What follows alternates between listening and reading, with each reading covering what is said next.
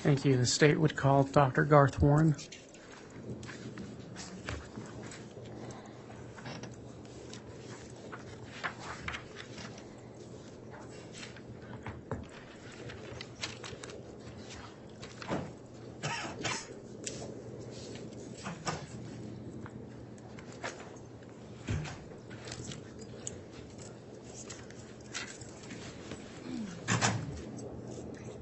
Swear or affirm that the testimony you're about to give will be the truth, the whole truth, and nothing but the truth, so help you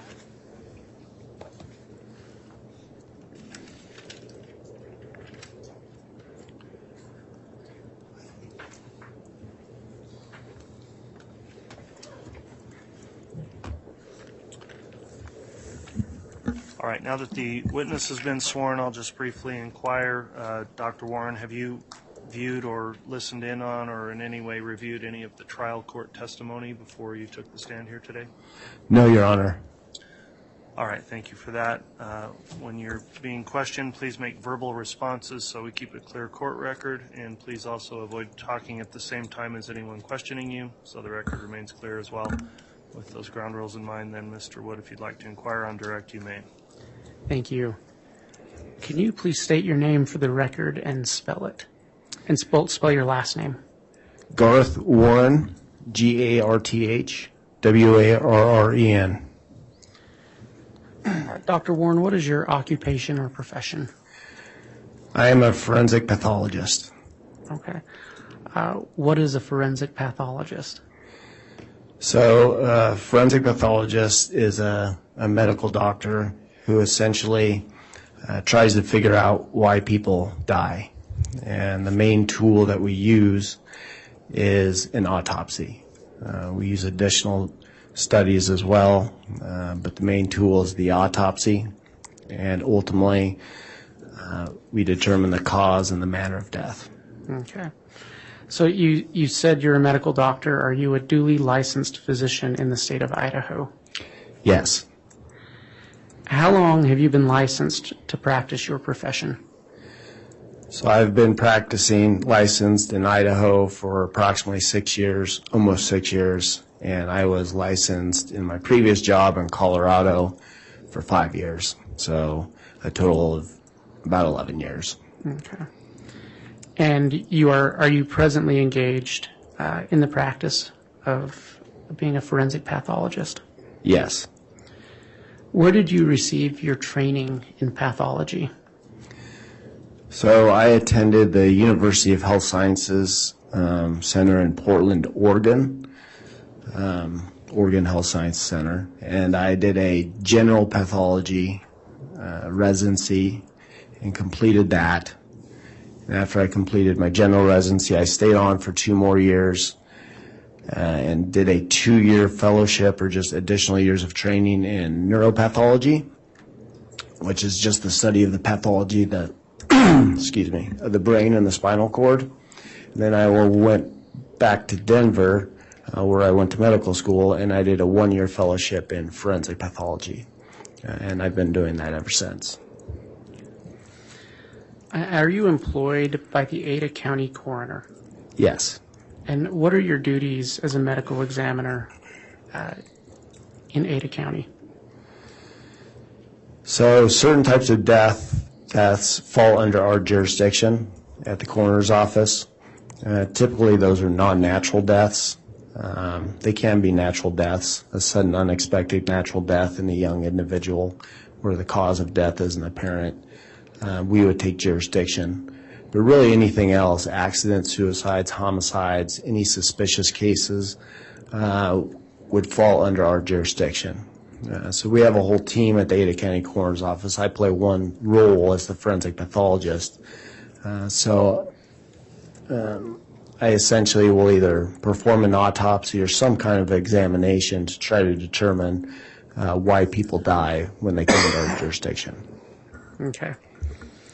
To your knowledge, does the Ada County Coroner's Office have a contract with Fremont and Madison counties for you and other medical examiners to perform autopsy work? Yes. Okay. During your experience in the Ada County Coroner's Office, approximately how many autopsies have you performed? Oh, so it's usually between 200 and 250 autopsies a year. And so I've been practicing in Idaho for almost 6 years, so about 1,200 to 1,500 cases. And if you include Denver, it's between 2,000 and 2,500 cases. Okay. Are you on the staff or are you affiliated in any way with any universities or academic institutions? Yes, I am a adjunct professor at ICOM, Idaho College of Medicine, that's in Boise. We frequently have medical students who come and observe autopsies, especially those who are interested in going into pathology.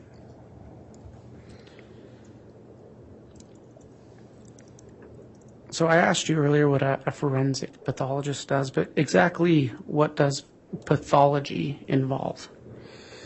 So pathology, by definition, is the study of disease, and it's broken up into different branches. The branch that most people are most familiar with is the anatomical pathologist. So that's the pathologist where if you go to the doctor and you get a mole taken off your skin, or you have to have a liver biopsy, or you get anything removed, that piece of tissue will essentially make its way to a laboratory, a clinical laboratory. And the pathologist will examine it, they'll look at it under the microscope, and they'll make a diagnosis. Then that diagnosis will be relayed to the clinician, who will then give the information to the patient. So a lot of pathologists spend their time looking under the microscope, making diagnoses. The other side of it is clinical pathology, and that's the clinical laboratory. So typically, a pathologist is in charge of the clinical laboratory. So anytime you've ever given a pee sample, a blood sample, that'll go to a clinical laboratory. It'll get tested. The pathologist oversees that. And then again, the results will get kicked back to the doctor who ordered it, your primary care doctor, and that will get relayed to you. So where forensic pathology fits in that is it's essentially a subspecialty of anatomical pathology. Are you a member of any specialized medical or scientific groups or associations? Yes, I am a member of the National Association of Medical Examiners. They're essentially the governing body of coroners and medical examiners across the country. I also participate in committees in the Treasure Valley and maternal mortality fatality committee, child fatality committee.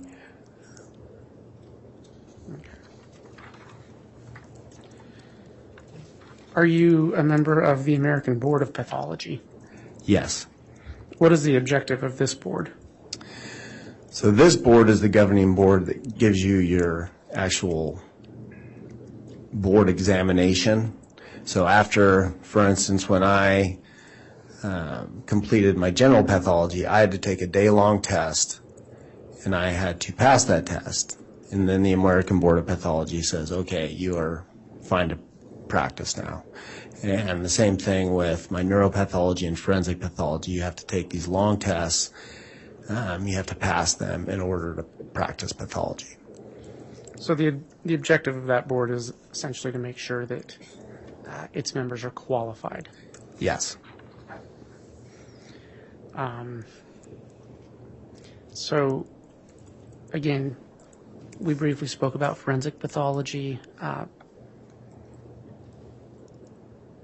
Will you explain in a little more detail what that term means? So forensic pathology, that is the study of disease or trauma in the setting of the medical legal death investigation system and the legal system. So typically cases that fall under the medical examiner, coroner's offices, as I mentioned, are non-natural, and our job essentially is to do some type of examination, typically an autopsy. Sometimes we just do an external examination. We do toxicology, and we'll do other studies. We'll do x-rays and so forth. And then based on that, I have to come up with a cause and a manner of death. And that's really my ultimate job, is to determine the cause and manner of death based on my findings. Can you explain the difference for the jury between manner of death and cause of death?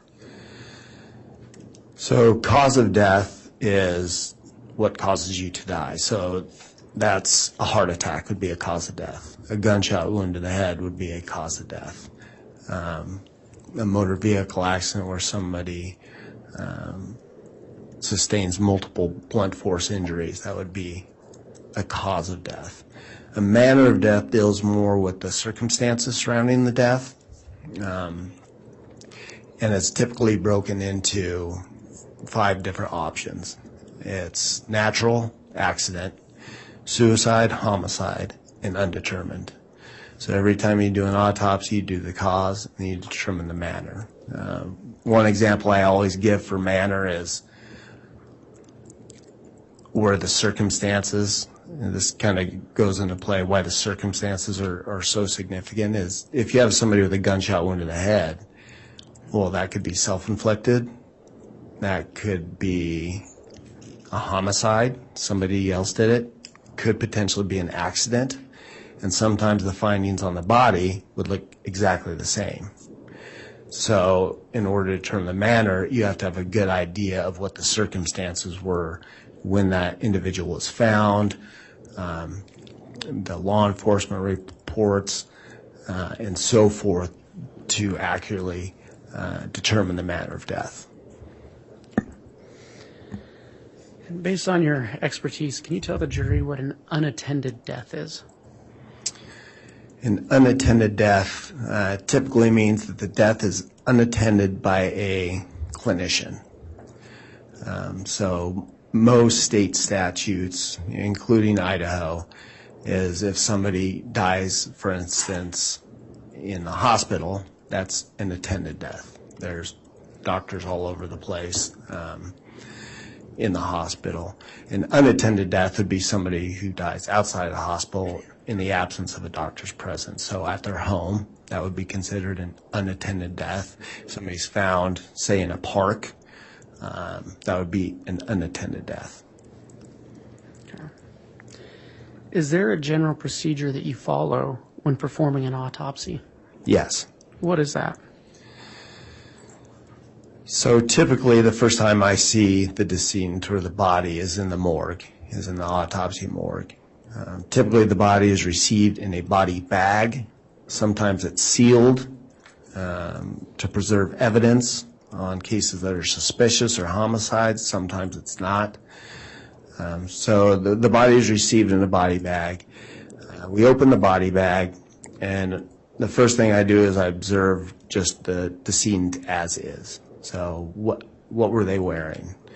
Did they have any personal effects? Is there any evidence of medical intervention? And once those are documented, I will take off the clothes, we'll take off the medical intervention, we'll gather evidence if needed. That's going to be case by case. And then we'll get the body naked, and then I'll do a head-to-toe exam, which is called the external examination, where I'll describe the hair, eye color, ears, fingernails, pretty much everything from head to toe, and I'm essentially looking for anything that could be a cause of death, any natural signs of death, any trauma. And then once I'm done documenting that, I will do the internal examination, and that's what most people think about the autopsy. We will make incisions that allow us to look at all the organs in the body, the heart, the lung, the liver, and so forth. And with those organs, we'll weigh them, we'll examine them, we'll dissect them. Again, same idea. I'm looking for anything, any natural disease process, any traumatic injuries that could explain the decedent's death. Also, during the autopsy, we obtain specimens for different reasons. We typically try to get blood urine and vitreous fluid, which is fluid from the eyeball, and we'll use those to perform a wide variety of different tests. We can do toxicology, we can look at electrolytes in the body, we can look for glucose, if somebody has diabetes. So we collect all those as well. During your years as a medical examiner, have you had occasion to observe many cases in which the manner of death was homicide or was linked to a homicide? Yes. Okay. Do you know approximately how many? I would say on average about 20 a year for 10 to 11 years, so over 200. Okay. Doctor, were you involved in the autopsy of Joshua Jackson Vallow? Yes. Okay. If it's okay with you, I'm going to refer to him as JJ from here on out. When were you involved in that autopsy? On June 11, 2020. And where did that take place? That took place at the Ada County Morgue. Was this the first time you had ever seen JJ Vallow? Yes. And approximately how long did that autopsy last? It took approximately 4 hours. Okay. And did you write a report summarizing your findings for that autopsy? I did. Based on that particular autopsy and based upon your education, training, and experience, have you formed an expert opinion concerning the cause of death of J.J. Vallow? I have. What was that? I determined the cause of death to be asphyxia by plastic bag over the head and duct tape covering the mouth. And then there's another segment that's other significant conditions. I put bound with duct tape, bruising of the arms, and abrasion to the neck. But ultimately, the cause of death was asphyxia by plastic bag over the head and duct tape over the mouth. And do you make a determination as to the manner of death? If the autopsy is performed in Ada County, I do.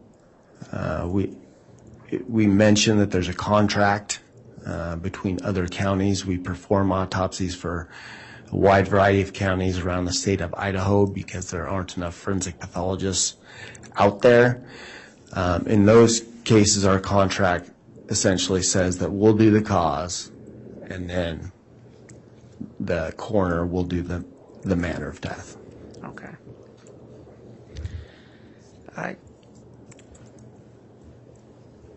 When you commenced your autopsy of J.J. Vallow, can you describe for the jury what you initially observed? So initially, the body came within a sealed body bag, and it's sealed because we want to preserve evidence. It's just a way of us feeling confident that nobody's gotten into the bag or something's happened. So it's for evidence preservation. So we broke the seal on the bag and opened that bag up, and then the body was further enclosed within a black plastic tarp that was held together with multiple strips of duct tape. And then we opened that up, and that was the first time that you could actually see the body.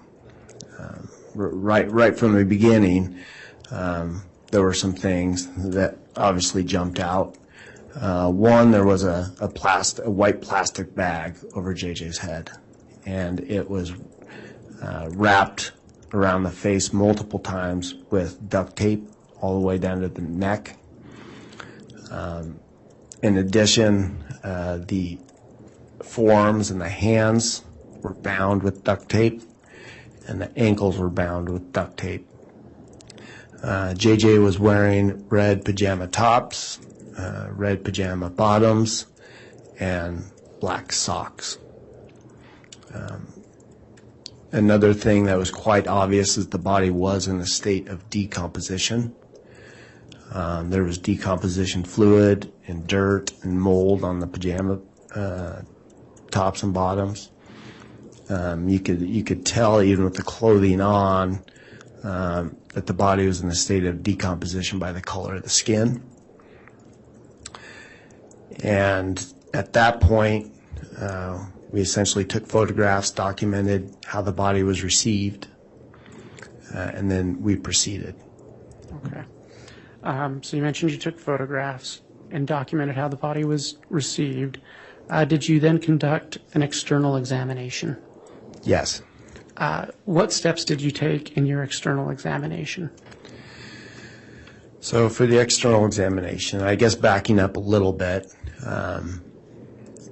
with everything that was on the body, the clothing, the duct tape, the bag over the head, at that point, we started gathering our evidence. So what we did is we took the pajama tops and bottoms off, and we submitted that to law enforcement. We submitted the socks to law enforcement. The bag over the head with the duct tape, we made a single cut, removed it carefully, and we submitted that to law enforcement.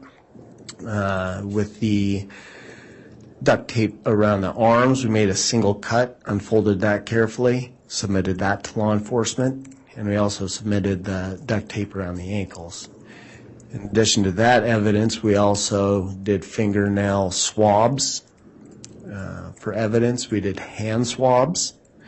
The fingernails actually were easily came off because of the state of decomposition, so we ended up just submitting all of the nails for evidence.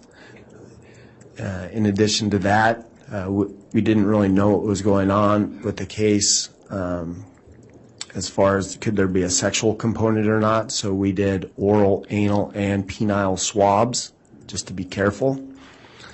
And then in addition to that, we took pulled head hair, a portion of the rib, and that was actually done during the autopsy, and 2 molars from JJ for DNA purposes. Bone, the ribs, and the molars are a good source of DNA, and we kind of figured that DNA may be important in this case.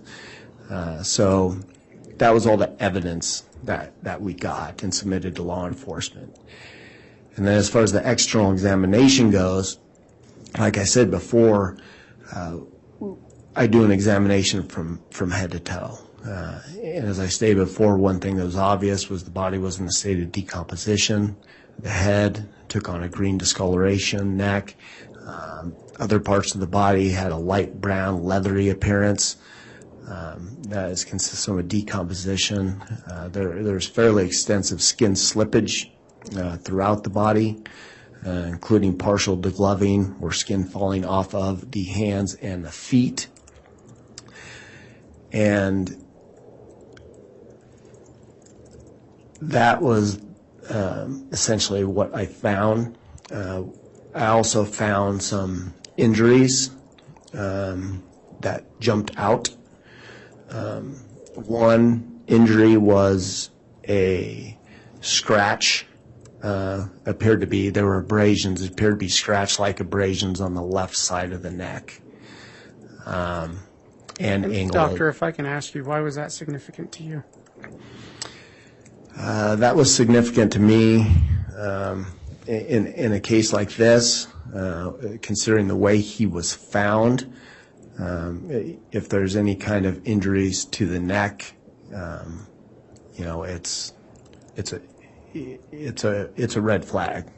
Do I know exactly what it means? No, but I think some of the things that come to mind are, was JJ trying to get the bag off his head? And could they be scratch marks trying to get the bag off of his head? I wasn't there. I don't know exactly what happened, but those are the types of things that go through my head.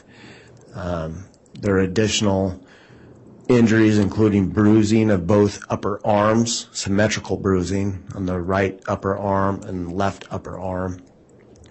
And there's also a diffuse hemorrhage on underlying the right thumbnail.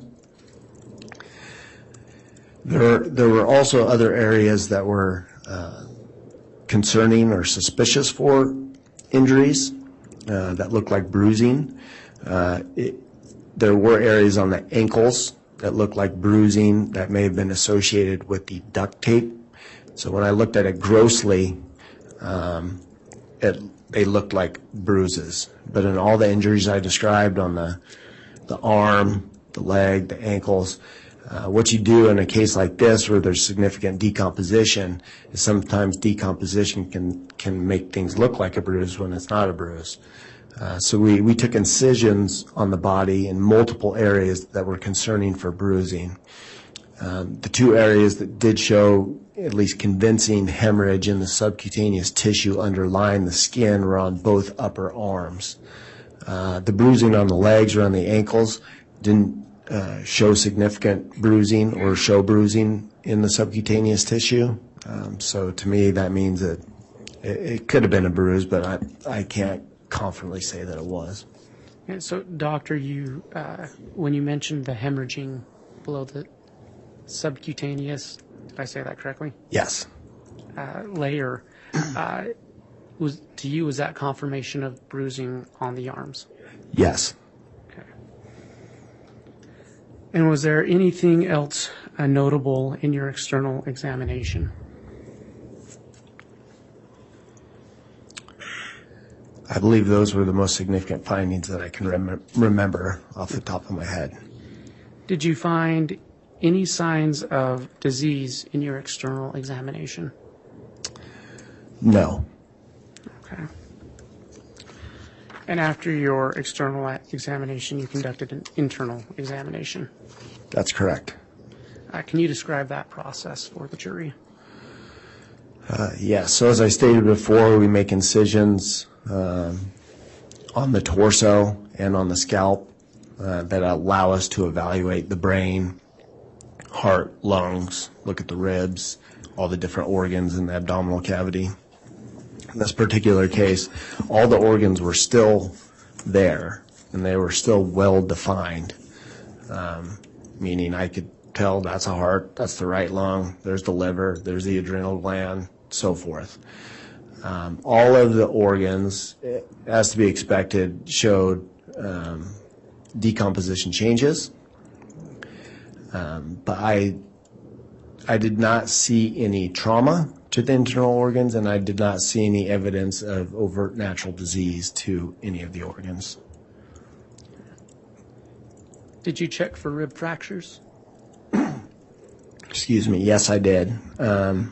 Actually, when you remove the chest plate, you get a good look at the ribs. And in this case, on a case where you're really looking hard, what you do is there's a thin layer of soft tissue, the pleura, that you actually, in this case, I pulled away to even evaluate so I could actually see the bone itself. And I did not observe any rib fractures. Why would you look for rib fractures? Rib fractures, depending on the case, and that can have different meaning. It's important for me just to document everything that I see and everything that I find. So one reason is simply documenting it. I may not exactly know what it would mean at the time, but it is a finding. You can get rib fractures from trauma. For instance, you're skiing and you fall down, you get rib fractures. You can get rib fractures from CPR. We know in this case no CPR was performed, so we didn't have to worry about that. But ultimately, it's just another piece of the puzzle, another finding to explain any kind of trauma. Okay. You stated you examined the organs. Did that include the lungs? Yes. Did you see anything remarkable in the lungs? No, I didn't, other than decomposition changes. Okay. Upon completion of your internal exam, what did you do? So, I guess going back a little bit, during the exam, like I stated, during the autopsy is when you typically get samples, either to look at microscopically or to send to laboratories. So after the autopsy was completed and we had gathered that, we were able to gather basically tissue from each organ to look at under the microscope, and I did that at a later day. In this case, because of the state of decomposition, there was no blood, there was no urine, and there was no vitreous fluid. So we ended up sending a sample of liver for toxicology, which is considered a good sample to send in a decomposed case when you don't have options for the other. So after the case was done, I essentially had to just wait for those findings to look at the histology, to look and see what toxicology showed. We also did full body x-rays in this case before the autopsy, looking for any kinds of bony abnormalities. Okay. What were the results of the x-rays? The x-rays did not show any overt bony fractures or bony abnormalities. Okay. And you mentioned that you sent off portions of the liver for a toxicology report. That's correct. And did you receive the results of that? Yes. What did you find in the toxicology report? So in the toxicology report, there were low levels of ethanol, so alcohol. There was a substance or a drug called GHB, gamma hydroxybutyric acid.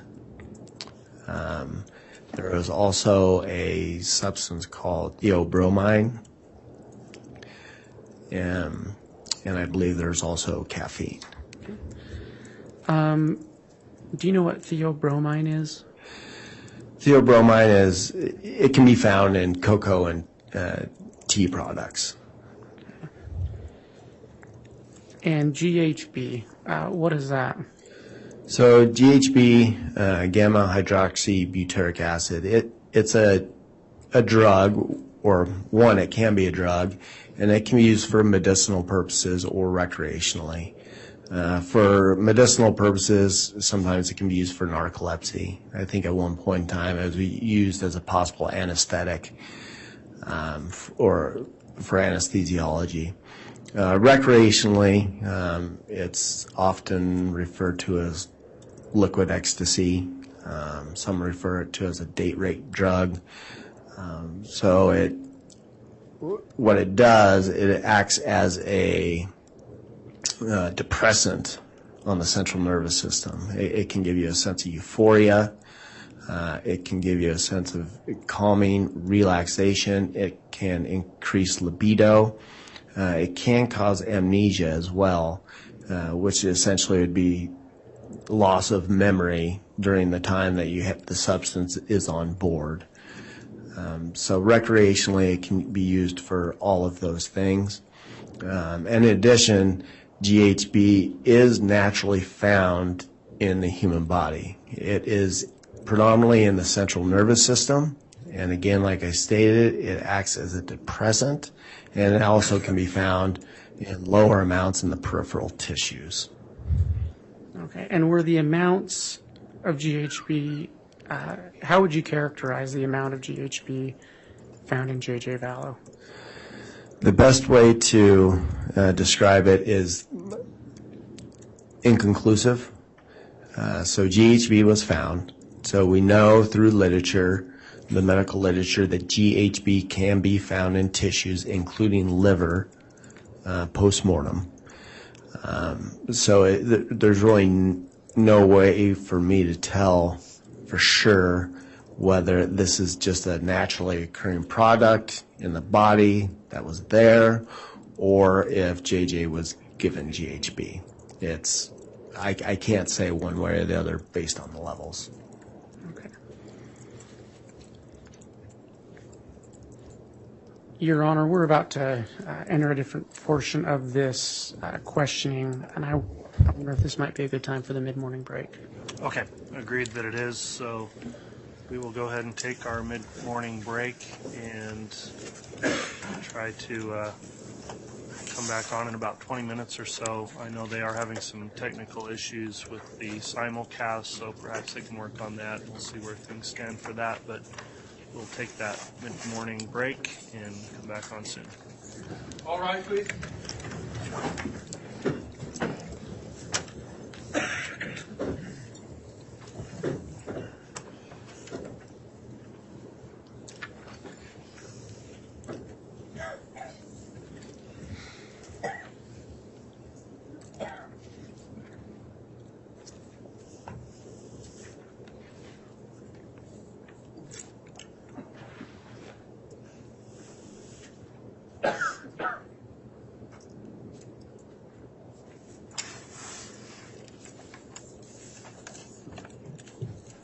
Okay, folks, we'll be back at 35 after. Please grab all your property if you're going to leave.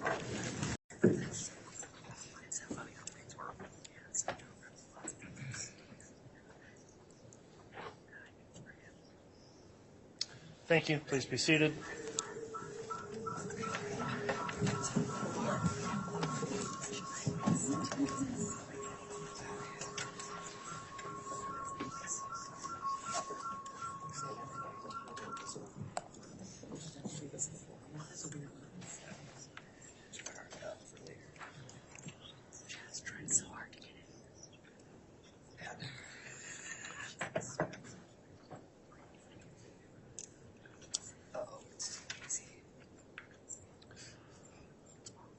Okay, if we're ready, we can have the jurors brought in. Yes, sir.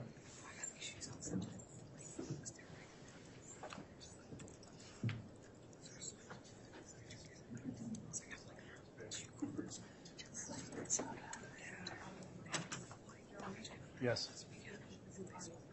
Okay.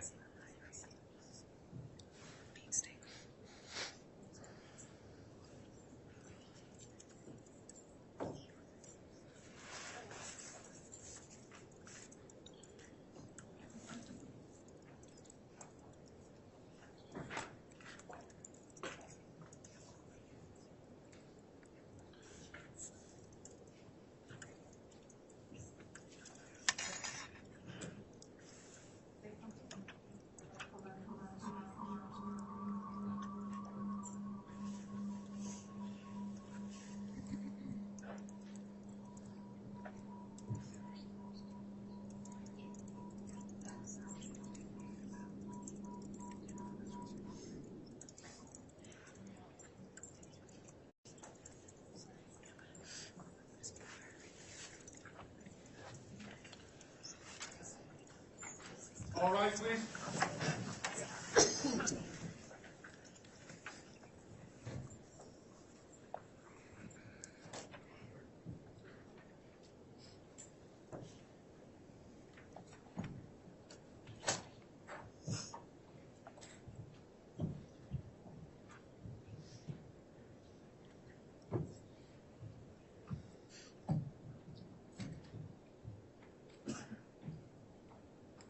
Here's up as you can for your.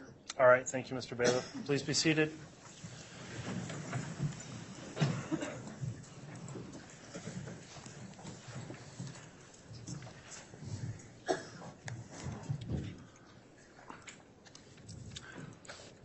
Okay, we're back on the record on case CR 22-21-1624, State of Idaho versus Lori Vallow. Mr. Wood, you can continue with your direct examination of this witness. Thank you. Dr. Warren, before we took the mid-morning break, we had walked through the external and internal autopsy examination of J.J. Vallow, correct? And you mentioned that photos were taken during that examination, correct? Your Honor, I'd ask that the witness be handed what's been marked as State's Exhibit 176A through 176MM. Copies have previously been provided to the court and counsel. And Your Honor, I'm not sure if his microphone is on. I just turned it on. Thank you.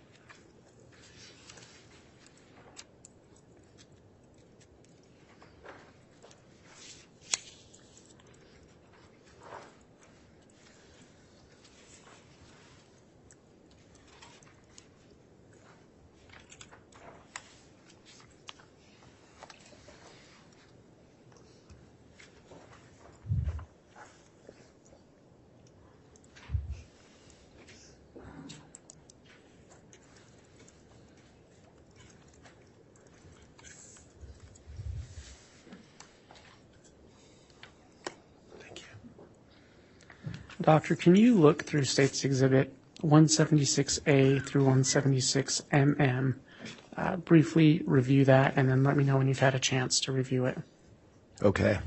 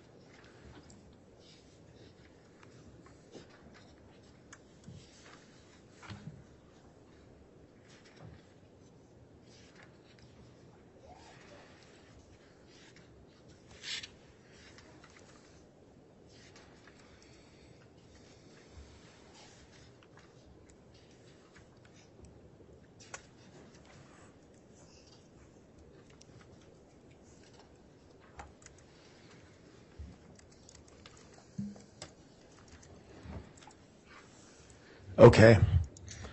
Do you recognize States Exhibits A through, or I'm sorry, States Exhibits 176A through MM? Yes. What do they purport to be? These are photographs that were taken during the autopsy. And this is the autopsy you discussed earlier on June 11th of 2020? That's correct. And you were present for that autopsy? Yes. And do you recognize these photographs as true and accurate representations of what you witnessed and observed on that day? Yes. Were some of these taken at your direction? Yes. Okay. Your Honor, the state moves for admission of States Exhibits 176A through 176MM into evidence. Any objection? Yes, Your Honor. Under Idaho Rules of Evidence 403, we'd ask the court to exclude these based on the fact that we believe they are more prejudicial than probative.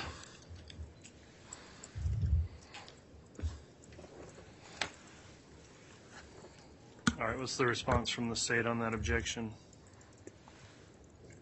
Your Honor, these are photographs of what actually happened, what actually transpired in the autopsy. There is no better evidence to explain the autopsy process than by these, along with Dr. Warren's testimony. They are true, they are accurate, and as such, I do not believe that 403 applies in this case. All right, I've considered that objection. The court does not find that they are unnecessarily prejudicial or unduly prejudicial given the foundations that have been laid as to this particular witness, his expertise, and his the autopsy performed here as it relates to the state's theory of the case. So having considered that objection, the objection will be overruled, and for that reason, photographs 176A, and so the record's clear that goes through 176Z, and then starting at 176AA through 176MM are admitted. Your Honor, I apologize. May the court reconsider possibly doing this in a black and white format rather than full color? And the state would object to that. There's no reason to alter the reality of the photographs. Well, as I said, it was well. All right, and I've considered that objection as well.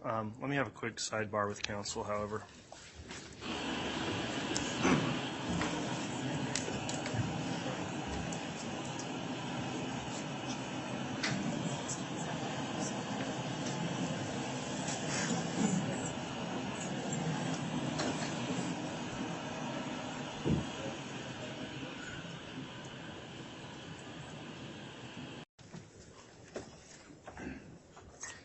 Thank you. Please be seated.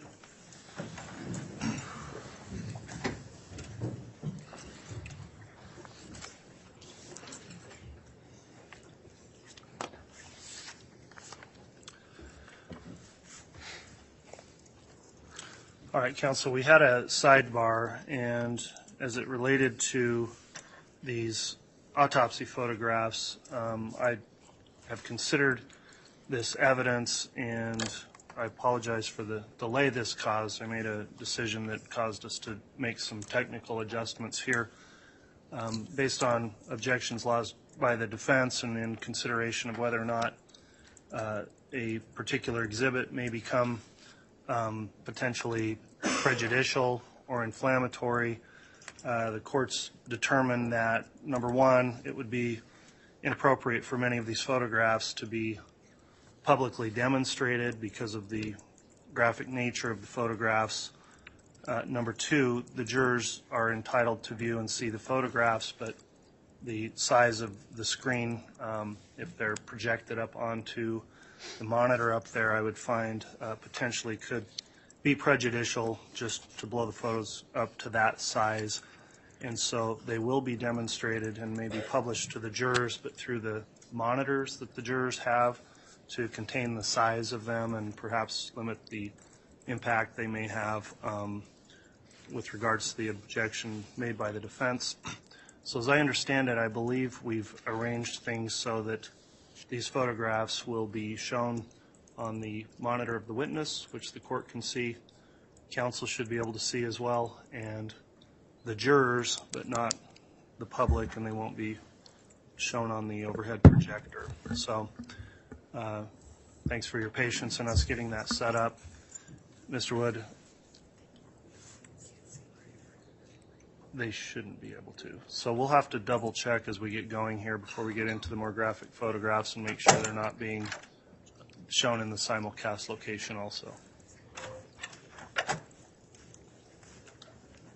Well, and that's, sorry.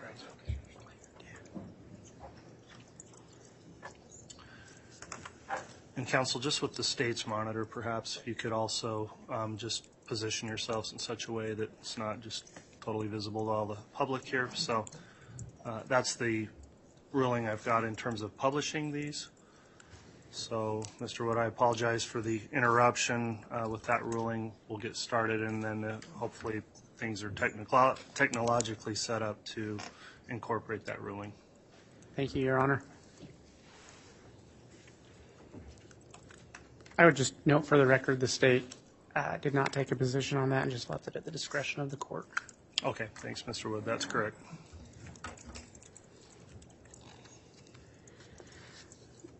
May I have permission to publish now? Yes. Okay.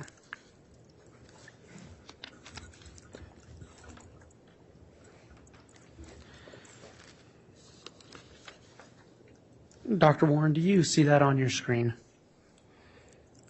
Yes. Okay. Your Honor, I would note I'm a little bit blind as to how this looks to the jury and on the screen, so I may need some feedback on And I it. think your counsel can probably help you as well with their monitor. What is depicted in State's Exhibit 176A? This is a photograph that the decedent was in when I first saw the decedent, how the body was received in a black sealed body bag. You can see there's a red seal that's sealing the zipper of the body bag, and the ruler is simply, that's the case number that we have assigned to this particular case. Can you read that case number into the record? It's 200611-15. Thank you. What is the significance of that lock or seal? It's essentially to preserve evidence. As I stated before, it lets us know that nobody has gotten into the body bag if it's sealed and hampered with evidence in any way, shape, or form. Your Honor, could we have just a second? I apologize. There's really no objection other than the fact that there's no way to follow the court's order because the state's screen is being viewed by everybody back here, and I'm not sure about the jurors if their monitors are being seen. All right, I don't believe the juror monitors are visible to the public, and the one concern monitor, I guess, is at State's Council table, and if there's just a way, maybe Mr. Rammel, you could just stand behind that as a way to block view of public behind you. I knew having this many prosecutors would come in handy at some point.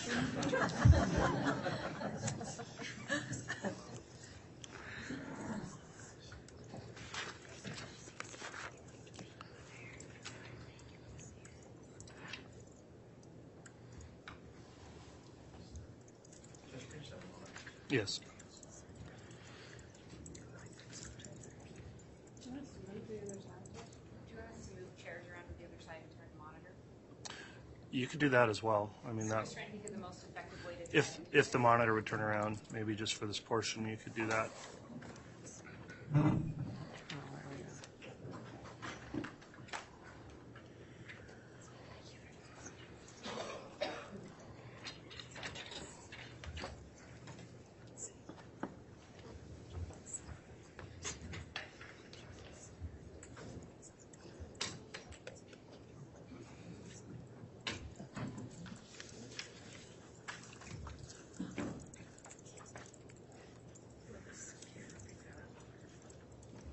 Mine. I don't think so. Okay, thank you, Mr. Rammel.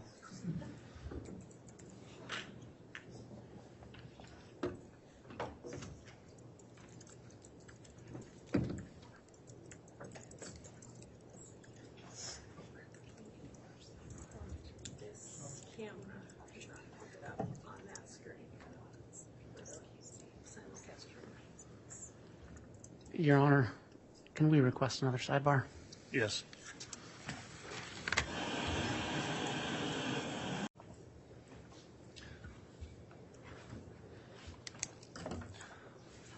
All right, apologies again for that delay, working on the logistics here for a moment. I think we've got things worked out now, and I think we have cut one of the camera feeds for the simulcast, but we still have the audio in the other camera feeds.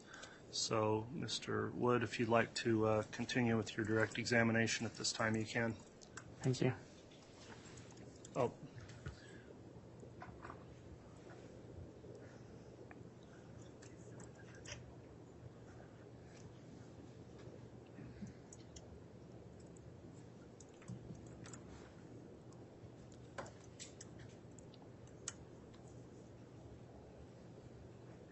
Okay, we're okay.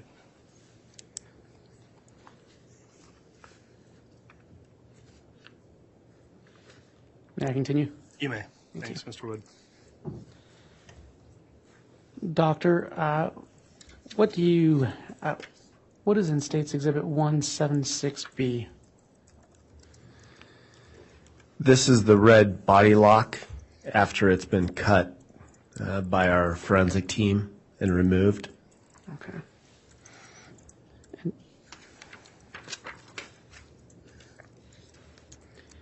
Can you describe what you see in State's Exhibit 176C? So after the sealed black body bag was opened, and you can see here that the body is further enclosed within a black plastic tarp that's held together with multiple strips of duct tape. Okay.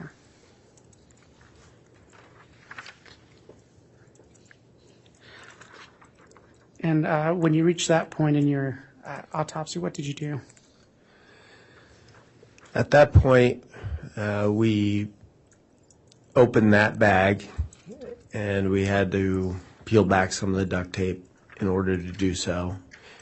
And then we handed over that black bag to law enforcement as evidence. Can you describe what you see in State's Exhibit 176D?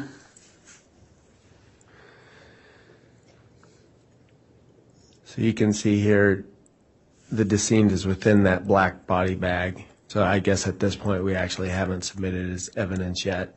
But this is when we opened up that black bag with the duct tape. And this is the first view of JJ, the decedent. And you can see You can't see it real well on this photograph, but there is a white plastic bag over the head, and it's wrapped multiple times with duct tape. Can you describe what you see in States 176E? So this is a better photograph that shows the white plastic bag over the head and the duct tape over the head. You can see there is a defect right above the duct tape on the white plastic bag, and I was informed before the autopsy started that law enforcement had made a small tear in that bag just to make sure that there was human hair and it was identifiable. And so that's why that is presumably there. And is the area where I'm pointing my pen the defect you're referring to? Yes. Okay. In addition, you can see JJ is clothed in a red pajama top that's partially soaked with decomposition fluid. And you can also see that the forearms and the wrists and the hands are tightly bound with duct tape as well.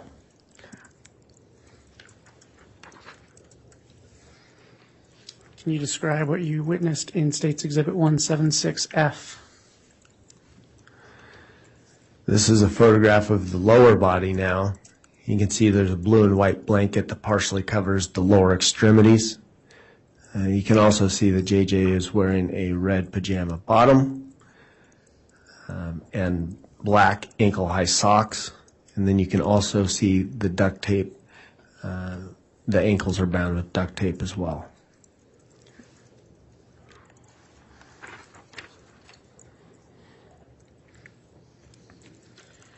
Doctor, can you describe what you witnessed in States 176G?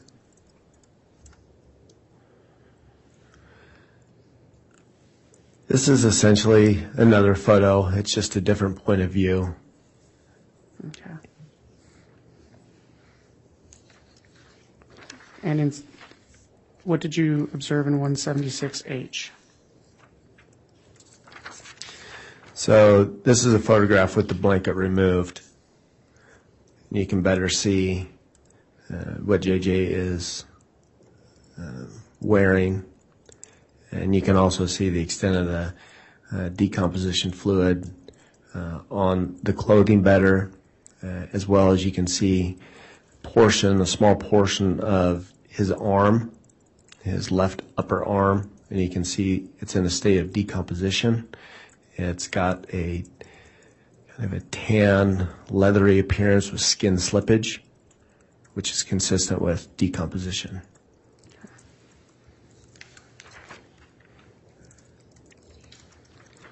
Can you describe what you witnessed in States Exhibit 176I?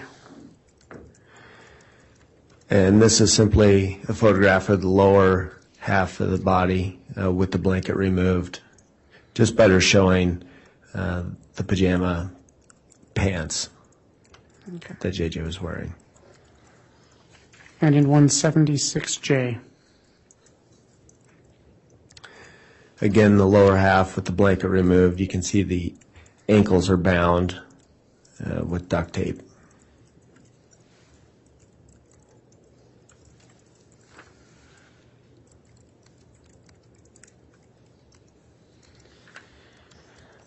Doctor, can you describe what you witnessed in 176K?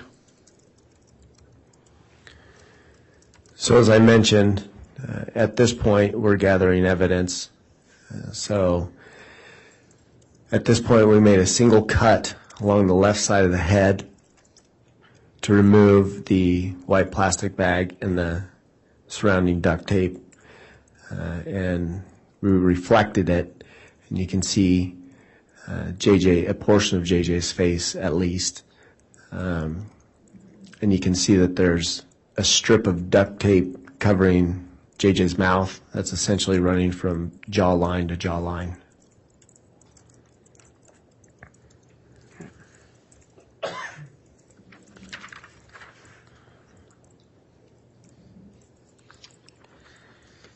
Can you describe what's in States Exhibit 176L?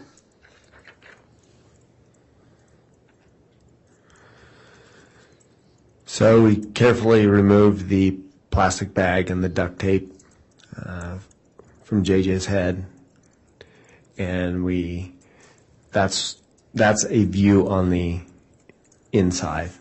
So that would have been where JJ's face was, and you can see there is some fluid and there is some tissue, decomposed tissue, and that fluid is I interpret it as being decomposition fluid. It's common to get decomposition fluid or purge fluid after somebody dies, especially when they're going through the decomposition process. So my interpretation was this was some sloughed off skin from JJ's face and decomposition fluid or purge fluid.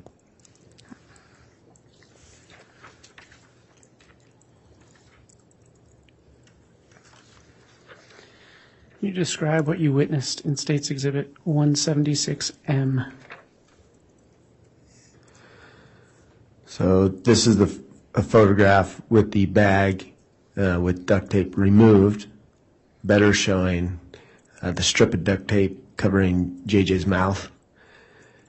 You can also see that JJ's face is in a state of decomposition. It's has a diffuse green discoloration, and there is skin slippage, predominantly near the forehead, and you can also see his hair. Doctor, just for clarification, where I'm pointing my pen, is that where you're describing skin slippage? Yes. Okay.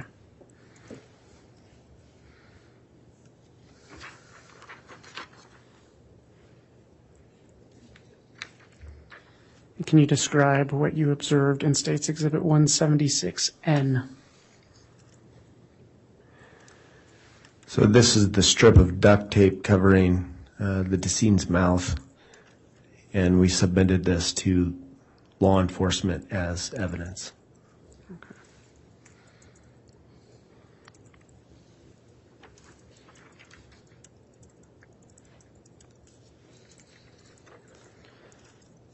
Doctor, will you describe what you observed in States 176O? So this photograph just highlights the duct tape or the forearms and the wrist and the hands that are wrapped multiple times with duct tape.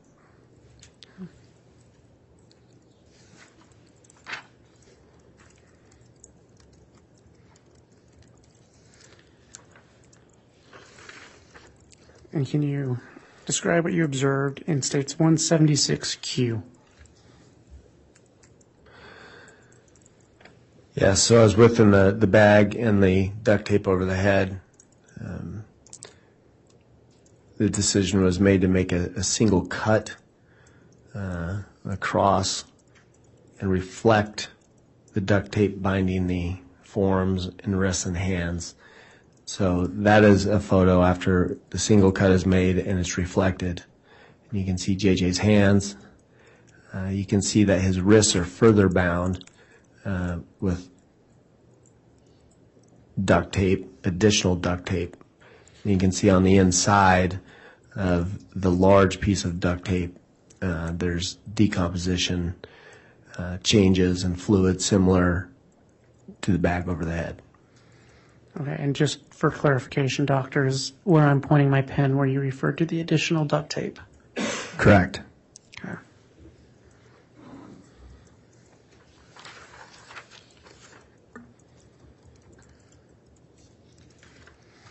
Can you describe what you observed in States 176R?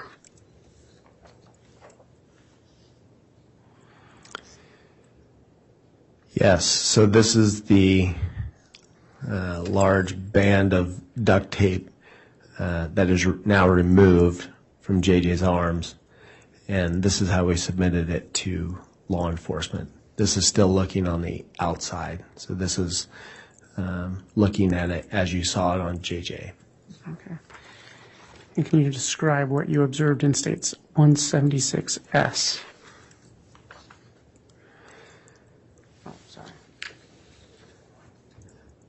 This is the same duct tape, and it's just flipped over and now you can see the inside of the duct tape. I guess the only thing that's really notable is that you can see the decomposition staining on large portions of the duct tape.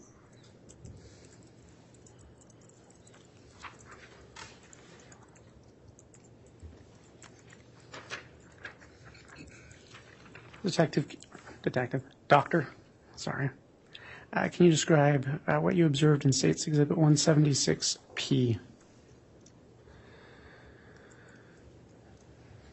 This is simply a close-up picture of the duct tape around the wrists. Okay. And when you reviewed that, how specifically was that wrapped around the wrist? Right, so how was it wrapped around a wrist? So it appeared that it had been wrapped around one wrist, and then the other wrist had been laid on top of it, and then that was wrapped around the other wrist separately. So they weren't wrapped together per se, but more like one was wrapped, and then the other one was wrapped.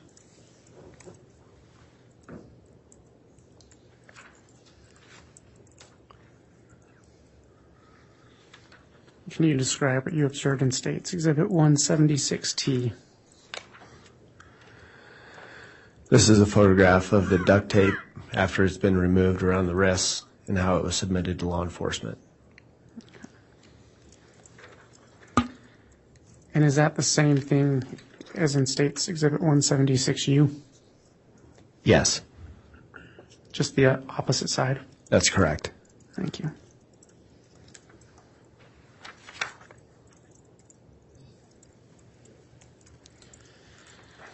Can you describe what you saw in States Exhibit 176V? So in addition to the red pajamas and the socks, JJ was wearing a diaper. This diaper, as you can see near the top of the photograph, it's still, you can see the white and the blue, the normal coloring of the diaper. In the mid portion, especially towards the bottom of the diaper, that's all decomposition fluid and probably decomposition sloughed off tissue. Okay.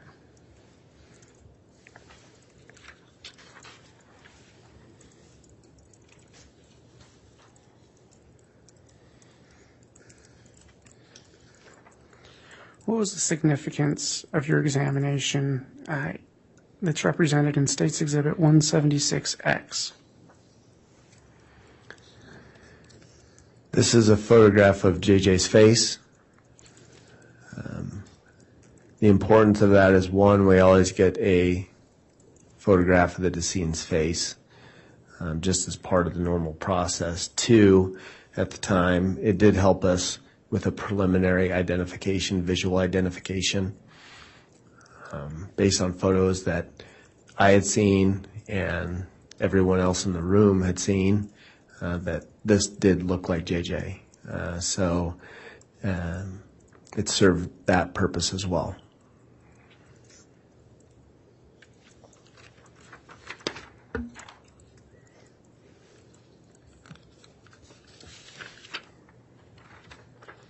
And what did you witness in States Exhibit 176Y? This is a photograph of JJ's upper body, including his face and his arms. This is to show the state of decomposition that he was in. As already noted, his face has a diffusely green discoloration.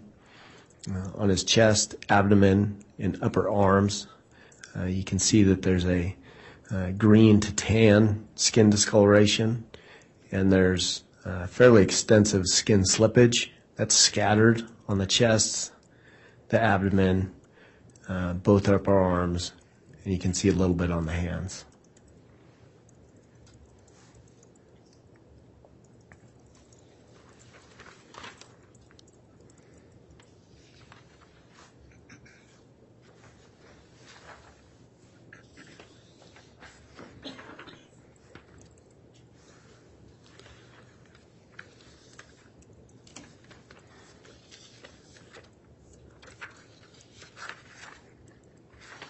Can you describe what you observed in State's Exhibit 176AA?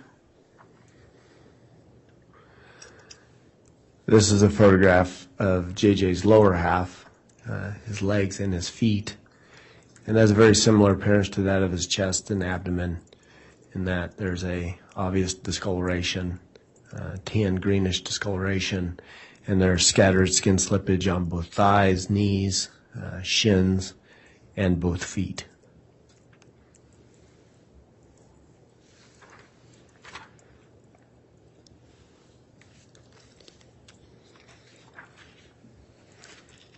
What did you observe in State's Exhibit 176BB? This is a photograph of JJ face down. This is standard procedure in our autopsy photographs. We always get photographs of the deceased laying face down so we can better evaluate the back, the anus, and the lower legs on the back side. This simply shows that there's decomposition involving the back and the shoulders. You can see there's pretty prominent dark green discoloration of the upper back, shoulders, and upper arms, and to a lesser extent, a lighter green on the rest of the back. Okay. Doctor, do you have an opinion as to what these spots on the side of JJ are? Yes, so there were multiple white punctate spots that were on the torso on both sides, and those are essentially minerals or salt deposition, calcium and other minerals, and that can be part of the decomposition process.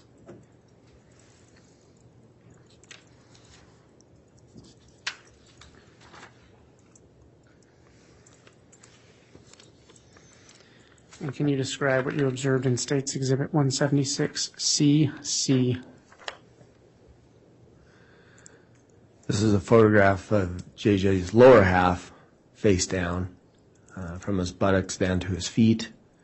Again, showing the evidence of decomposition and the discoloration of the skin.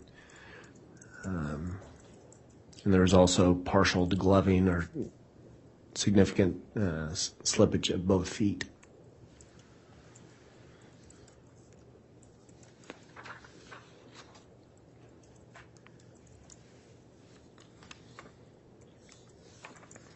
Can you describe what you observed in State's Exhibit 176DD?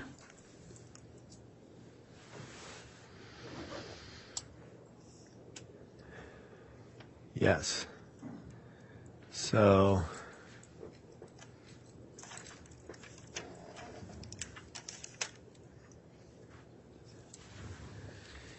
so this is a photograph of JJ's arm, and it's highlighted with the ruler. You can see there's some discoloration. As I mentioned before, with decomposition, you can get different types of colors. Some of them can mimic bruising. This one kind of jumped out as it looked more than a decomposition change. It looked more like bruising. It was dark red. So that's a photograph of that. So you believed at the time it was possibly bruising? Correct. Okay.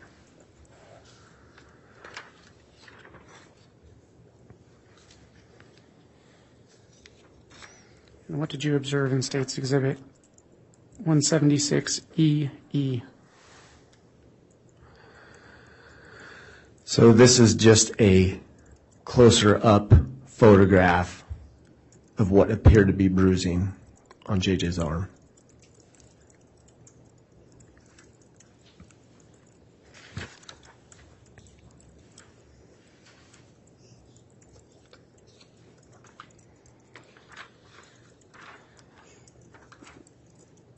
And can you tell the jury what you observed and did in 176FF?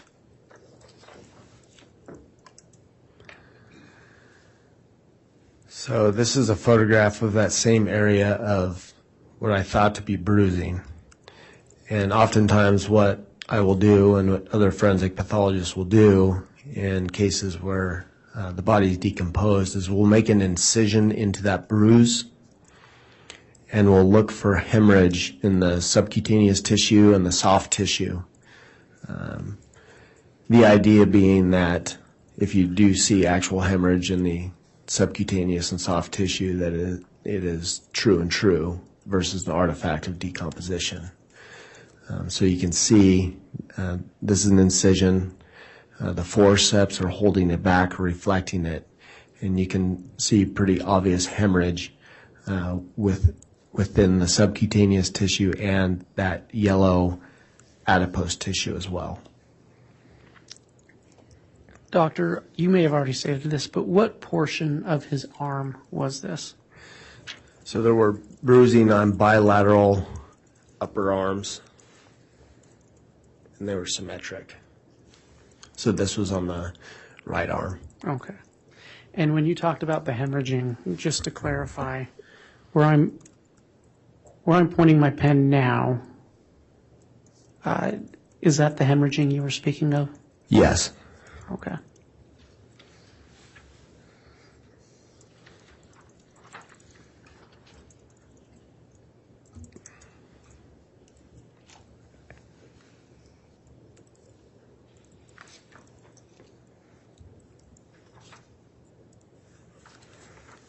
Can you state what you observed in State's Exhibit 176 MM?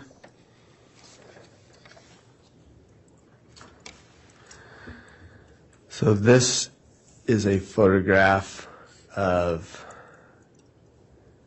JJ's neck, the left side of his neck. And you can see, if I can orient you a little better, so at the top you can see hair. So that would be hair on the left side of JJ's head. And then this is a photograph of the left side of his neck. So there's a couple things you can see. One, you can see a slight or faint impression of where the duct tape was around the neck. And it's fairly well delineated. And then in addition, you can see multiple brown to light brown abrasions, some with a small amount of red hemorrhage that are scattered on the left side of the neck and on the left angle of the jaw. Doctor, I'm going to ask you to pause real quick. I just realized I put this on the Elmo at my angle. Is it better seen at that angle? Yes. Okay, I apologize. So to orient you now, so JJ's eyes and his nose and his head would be, it's out of view, but it would be on the top part of this photograph. His body would be on the bottom half of this photograph. And this is a photograph of the left side of his neck. So again, that impression, if you can appreciate that, it's very well delineated along the superior inferior borders. And then you have multiple abrasions, these light brown to red abrasions that appear most consistent with scratch-like abrasions in my experience. Some with hemorrhage that are on the left side of the neck and the left angle of the jaw. Doctor, just for clarification, where we aren't able to use a pointer here, when you mentioned the impression, is this what you're referring to? Yes. Okay. And are these the abrasions you're referring to? Yes, that's correct. Okay.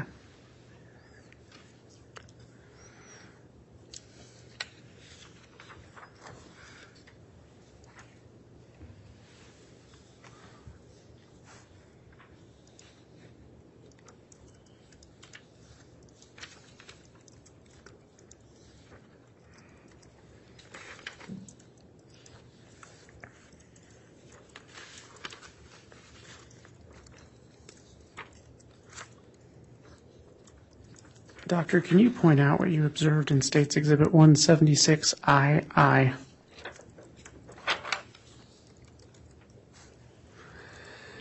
Yes, so this is a photograph of JJ's right hand. As mentioned earlier, there was partial degloving, which essentially means there's a significant amount of skin slippage on the hands. And you can see the right thumb kind of sticks out. All the other fingernails had a very similar appearance, pretty unremarkable. The right fingernail, or subungual tissue underneath the fingernail, there's this bright red bruising. Doctor, is this what you're referring to, where I'm pointing my pen? Yes. And what is the significance of that? It essentially means that there's been trauma to that area, and blood vessels have been broken, and it essentially has caused a bruise. Okay.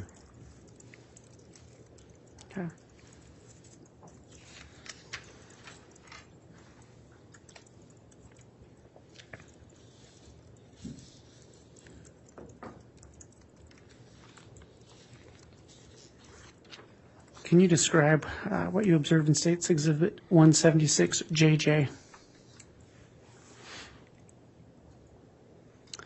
This is a photograph of JJ's lower leg, including his shin, left ankle, and portion of the foot. I believe I mentioned earlier that when we removed the duct tape from the ankles, it did appear that there may be some bruising that was associated with that. To the naked eye, just looking at it, it looked like bruising to me. I did the same thing as I did with the arm, and I made multiple sections looking for a hemorrhage in the subcutaneous tissue, and I did not see any obvious hemorrhage in that area. So what does that mean? It's Objection, there is no question. I'll sustain. It's an error. When you did that incision and observed the lack of hemorrhaging, what did that mean to you? So it was inconclusive to me. I can't completely rule out that it's not a bruise, but I can't say that it really is. It could be part of the decomposition process. Doctor, I had you read the number on the ruler into the record earlier. How is that number assigned? That number is assigned as soon as the case comes in. We have a computer system. It's called MDI log. And in order to enter all the data into our data system, you have to have a number. So this is the number that got assigned to this particular case. Does that aid your lab and office in tracking the specific evidence? Yes, it does. Okay.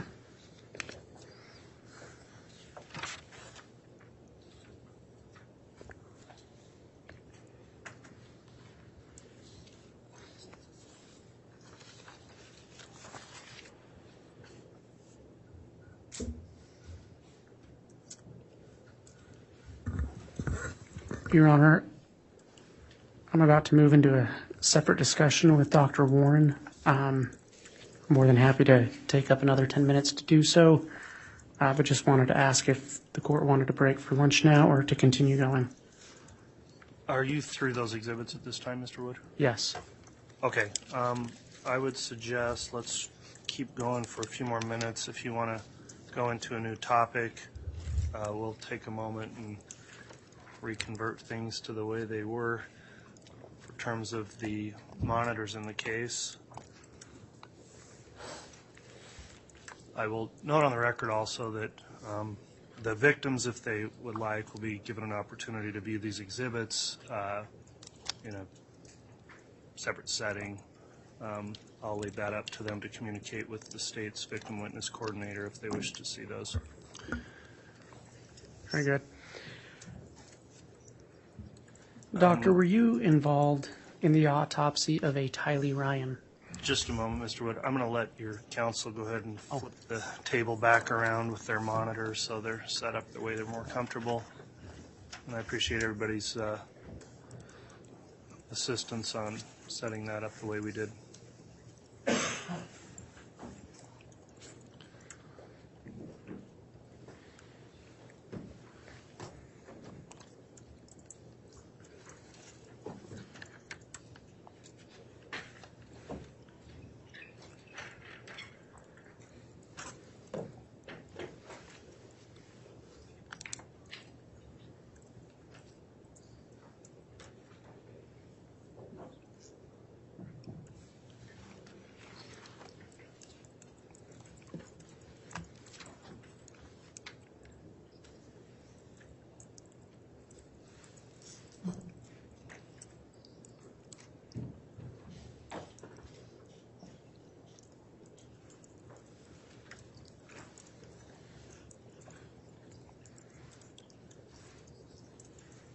All right, Mr. Wood, you can continue.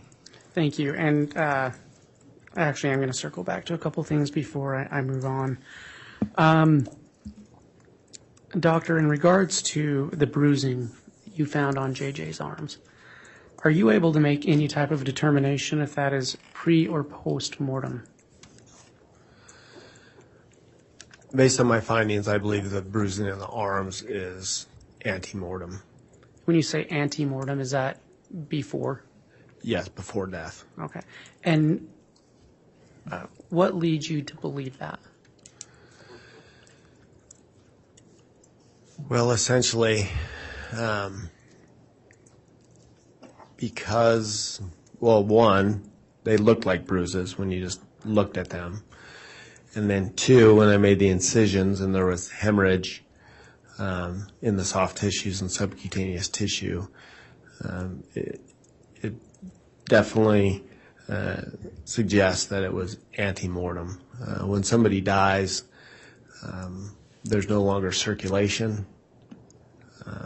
So if, for instance, somebody's picked up after they're dead by the arms, you wouldn't expect bruising, especially in this subcutaneous tissue like you saw in that case, in this case.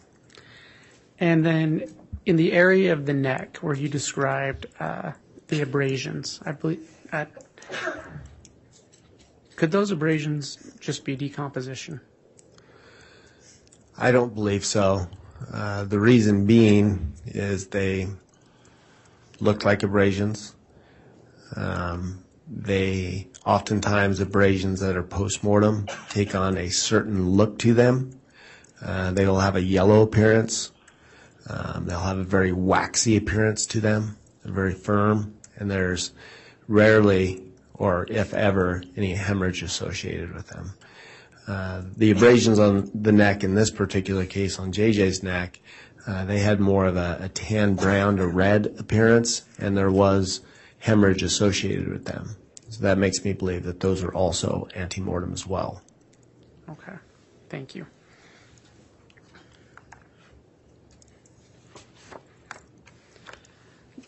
Doctor, were you involved in an autopsy of Tylee Ryan? Yes. When did that take place? It started on the same day as JJ's case. After we finished JJ's case on June 11th, 2020, we took a very short break, and then we started Tylee's case. Okay. And was that then also at the Ada County Coroner's Office? Yes. How did that autopsy commence? What did you first observe? So this autopsy was different. The vast majority of the times when I perform an autopsy, I get an entire body, and there's a process that we went through, like with JJ, that I go through. Tylee's case was different. It was received by me or Tylee's remains were received in 3 separate sealed bags. One of the bags, or 2 of the bags, were black body bags, And the third was a large brown paper bag that was sealed, and within that contained 5 other paper bags within it. So I received Tylee's remains in multiple different bags. Okay. How long did that autopsy last? That autopsy lasted, it was much longer because of the process of sifting through the remains, trying to identify bones, soft tissue, multiple x-rays, cleaning the bones, getting them ready for anthropology. It took on the order of several days, but probably about a week. Okay. And I'm sorry, did you just say you x-rayed that material? Yes, we x-rayed all the bags and all the material that we received. And what was the purpose of those x-rays? You do that in order, you're looking for, one, what kind of possible remains you have, how many bones can you see in the x-rays. So what are we kind of looking at as far as how much did we receive? You're also looking for foreign objects. Most importantly, you're looking for projectiles such as a bullet. In this case, we had to keep an open mind. We were looking for anything, bullets. Is there any portion of a knife? Is there any other foreign debris that can be found on x-rays that we could collect as evidence? Okay, and did you find anything with those x-rays? There were no projectiles. There were no portions or pieces of weapons. Essentially what we saw was collections of bones, in most of them, along with other debris. You could see there's a lot of mud, a lot of dirt that came up on the x-rays as well. Okay. Based on the remains you received, were you able to do any types of toxicology? Yes. How were you able to do that? So in this case, with the remains, there was no blood to send, there was no urine, no vitreous fluid. So one sample that can be used for toxicology is skeletal muscle. And in this particular case, there were large pieces of identifiable skeletal muscle. So I cut into the skeletal muscle and I got the best tissue that I could, and then we send that for toxicology. And did you receive reports of that toxicology? Yes. What were the results of that? So I believe it came back positive for ibuprofen. It came back for a common decompositional product that we see in most cases of decomposition. It came back with a carbon monoxide level, a carboxyhemoglobin saturation level, and also a carboxyhemoglobin saturation level, and also iron. So just to explain the iron, carboxyhemoglobin, those. So any kind of fire death. In this case, we knew we were dealing with burnt remains. We tested for carboxyhemoglobin. So carboxyhemoglobin or carbon monoxide in fire is often released along with multiple other gases. And if that is breathed in and the person is alive, then you'll get a high carboxyhemoglobin saturation level. So that's why we even did that test. In this particular case, the carbon monoxide level came back extremely low, meaning that there's no evidence to support that Tylee was alive when she was burned. Skeletal muscle is not the best sample to test for that. Blood is. but skeletal could give you an idea. Okay. Were you able to find and identify any organs? Yes. What did you find? So, amongst the debris of the dismembered body, we were able to find, I was able to find the heart. I was able to find, and it was actually connected still to the right and the left lung. I was able to find one kidney. I was able to find a few small segments of bowel. I was able to find portions of a liver, and also there were very small fragments of brain matter.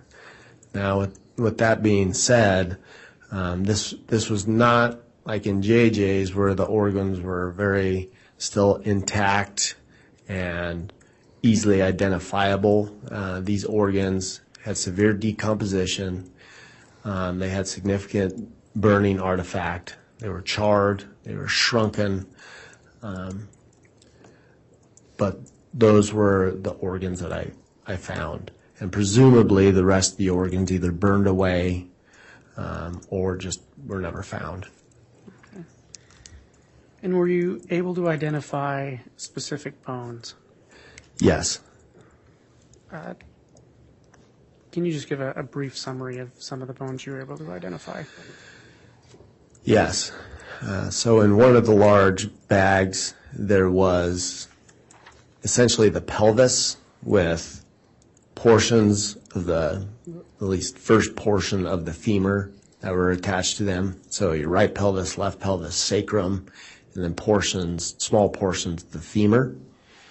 In one of the other large bags, we were able to find portions of the skull, including the superior portion of the orbit, where the eyeball would be, other fragments of the skull, fragments of the mandible and maxilla, with some teeth still intact. There were multiple vertebral bodies from your vertebral column that were identified, both clavicles. There were multiple long bones, including the tibia and fibula from your lower leg, the radius and ulna from your forearm, a portion of the sternum was identified, multiple rib fragments were identified. I think those were the main bones that were found. And again, these weren't nice, clean bones. These were bones that had significant artifact secondary to the fire. Okay. So when you say significant artifact, does that mean effects of the fire? Yes, they were blackened and charred, and also it was presumed that some of the artifact was due to the dismembering process as well. Okay. Mr. Wood, would this be a good time to be able to break? Can I ask a couple more questions? Sure, go ahead. Dr. Warren, based on your autopsy of Tylee Ryan and based upon your education, training, and experience, have you formed an expert opinion concerning the cause of death of Tylee Ryan? Yes. What is that cause of death? I determined the cause of death to be homicide by unspecified means. And homicide by unspecified means, does that have a specific definition? It does. So homicide by unspecified means is a term that is or can be used for the cause of death when the forensic pathologist has essentially looked at the totality of the case, including the circumstances of the death, the autopsy findings and lack thereof autopsy findings in this case, the toxicology, and also based on medical and social records, that the forensic pathologist, which is me in this case, feels that the cause of death was by homicide, but I just can't pinpoint exactly what that was. Most homicides, you can say something like a gunshot wound to the head when the body's intact, or a stab wound to the heart. I can't do that in this case. And it should be noted that I guess the term homicide by unspecified means it's widely used in the forensic pathology world. And it's been around for decades, for several years. And there's been published articles about specific guidelines and criteria that you should follow in order to come to that conclusion. So that's where that term comes from. Okay. Your Honor, we can break now, and then we'll continue with Okay. Dr. Warren after the lunch break. We will take the break. This time today, we'll take a full hour for lunch, give the jurors a chance to get caught up and have a little extra time today, so we'll come back on the record after lunch. All right, please.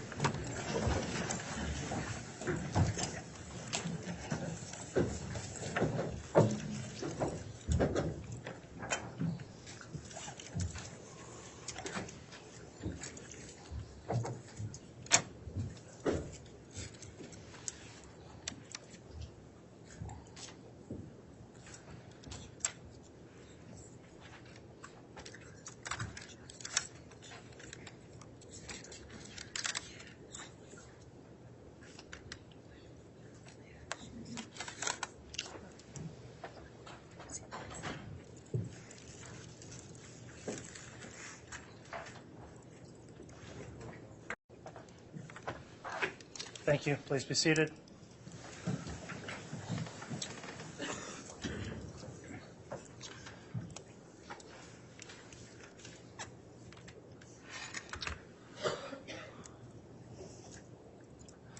All right, let's have the jurors brought in, please.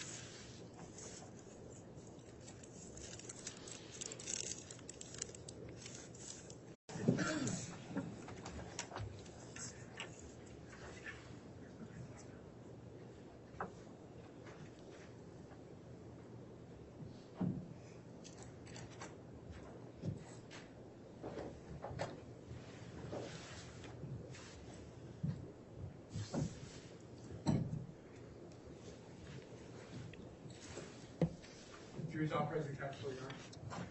Thank you. Please be seated.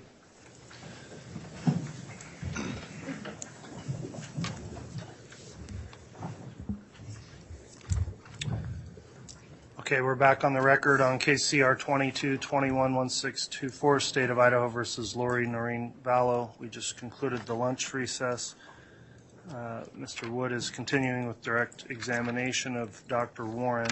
Before we start with continued examination, Mr. Wood, just as a housekeeping issue, in terms of the last set of photographs, they were moved for and admitted in a chronological fashion. I advise that, in fact, certain letters in there were not actually introduced, so that would be 176 W, Z, and KK. Is that Yes, that is accurate. Okay. So, ladies and gentlemen of the jury, there will be an instruction given to you later that at times there may be gaps in numbering or lettering. So this would be one such instance where likely if your notes said something was admitted, those three were not in the sequence of those photographs. So you don't need to concern yourself with that, but we do need to have that clear on the record so somebody's not looking for those exhibits in the future if they look at the case file. So with that Noted. Mr. Wood, if you'd like to continue at this time with direct examination, you may. The court would note all parties are present and the defendant as well, and you can continue to question your witness. Thank you. And just for clarity of the record, with the next exhibit, I will, as we admit it, there will be a few similar items. So, Okay. Dr. Warren, when we left, we had briefly discussed your finding of a cause of homicide by unspecified means. That's correct. And you were discussing criteria for reaching that conclusion. Yes. And just to refresh the memory of the jury and everyone, can you tell us again, what is the criteria for a homicide by unspecified means? Yes. So I already discussed that this term is used or sometimes used as a cause of death. So that there are specific guidelines and criteria that are used dealing with this cause of death. One, it has to be objectively suspicious circumstances. And examples used for the guidelines are dismembered body, body is burned, body is buried out of sight, and there's some other ones as well, but this case clearly fits number one. Number two would be no findings at autopsy to explain the death. So it gives a couple examples. One is if you have a full body that's intact and you do an autopsy and there's no other cause of death to explain it based on your autopsy. Another example would be that there's not enough of the body present to determine the cause of death by way of autopsy. So that, in this particular case, that would fit number two. Number three would be toxicology. There's no toxicology. That would explain the decedent's death. In this case, the toxicology, I found no drugs or substances that would explain the decedent's death. Number four is more on the social / history, including medical records. There's not another reasonable explanation based on medical records, social records, why somebody should be or could be dead. So in this particular case, I felt like this met all the criteria, and that's why I called it as such. Again, it's homicide by unspecified means, meaning I believe, based on everything, that all the circumstances, autopsy, toxicology, all the supporting documents, that this is a homicide. I just can't tell you exactly why. I can't pinpoint it. Doctor, did you review Tylee Ryan's medical records? I did. And in reviewing, what did you find in her medical records in terms of prior illnesses or sicknesses? So based on the medical records that were available to me, Tylee was documented to have anxiety with panic attacks. She was documented to have ovarian cysts that sometimes caused her pain. She was documented to have pancreatitis or recurrent pancreatitis. In her case, her pancreatitis often flared up when she took antibiotics, but there was, I believe that in the medical records too, there's mention of an possible autoimmune reason for pancreatitis. There's a wide variety of reasons to have pancreatitis. And then also she's known to have mesenteric adenitis, which would also cause her abdominal pain. So mesenteric adenitis is essentially your loops of bowel are held together with adipose tissue. And within that adipose tissue, there's numerous lymph nodes. So typically during a viral infection, your lymph nodes will get inflamed, they'll become enlarged, it'll cause pain. It's usually self-limited. And I believe those were, at least based on the medical records that I reviewed, that was part of her medical history. Okay, and is there anything in her medical history that would provide a reasonable explanation for her death? No, not in my opinion.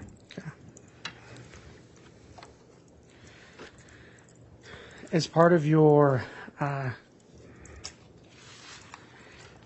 examination of Tyler Ryan, did you collect any evidence to be sent to other labs? Yes. What was that? So I think we already mentioned that I sent skeletal muscle for toxicology, and we already talked about those results. In addition to that, I collected multiple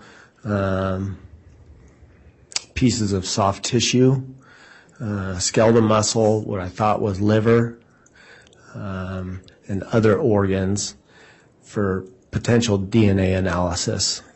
So you can use blood, you can use tissue samples, and you can potentially get DNA from those sources.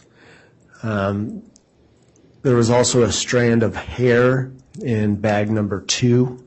I talked about how there were 3 bags that the remains came in. In bag number 2 of 3, there was a single strand of hair, so we submitted that to law enforcement. And there's also in, I believe, bag number 2, there was a green bucket, a melted green bucket, and that was submitted to law enforcement as evidence as well.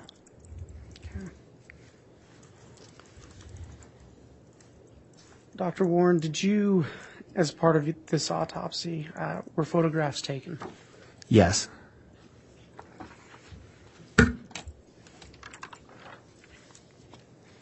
Your Honor, I'd ask that the witness be shown State's Exhibit 177A through 177EE.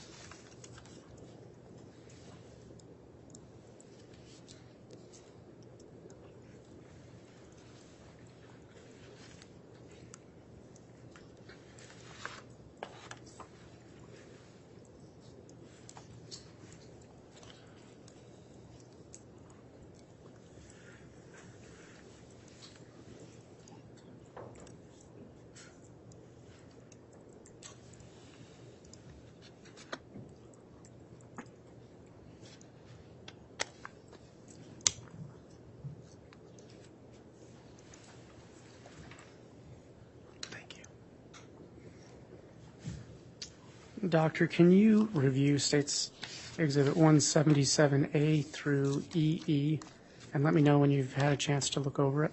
Yes.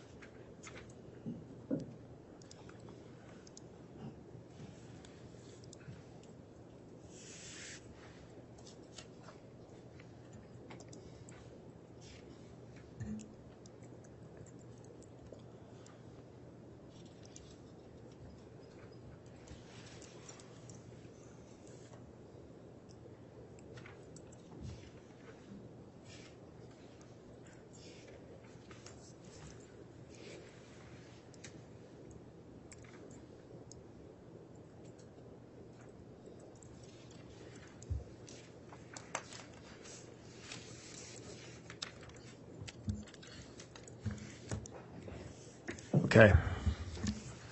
Do you recognize States Exhibits 177A through EE? Yes. What are they? These are photographs taken at the time of the autopsy by our office. Okay.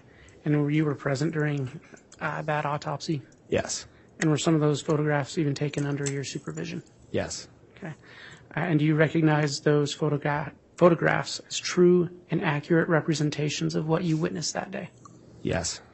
Your Honor, I'd move for admission of States Exhibits 177A through EE into evidence. Any objection from the defense? Yes, Your Honor, we would object that under Rule 403, these are more prejudicial than probative. All right, thank you, Mr. Thomas. I've considered that objection. The court does need to consider whether or not the probative value of the exhibits is sufficient to overcome any possible inflammatory effect that may be had on the jury. The court does find that there is a probative value that outweighs the inflammatory nature of what these may show. So on grounds of 403, the court determines that the objection is overruled. I'll note, however, though, Mr. Wood, that is with the previous photographs, there are some photographs in here, not all of them, that I would determine in order to minimize the inflammatory effect that they could potentially have should not be displayed on the large projector screen, may be shown on the smaller monitors for the jurors. And for that reason, I think we've already indicated which ones I believed shouldn't be shown on the projector. Apologies for the delay that may create, but we'll need to reconfigure the displays and projectors when we get to that point. Okay.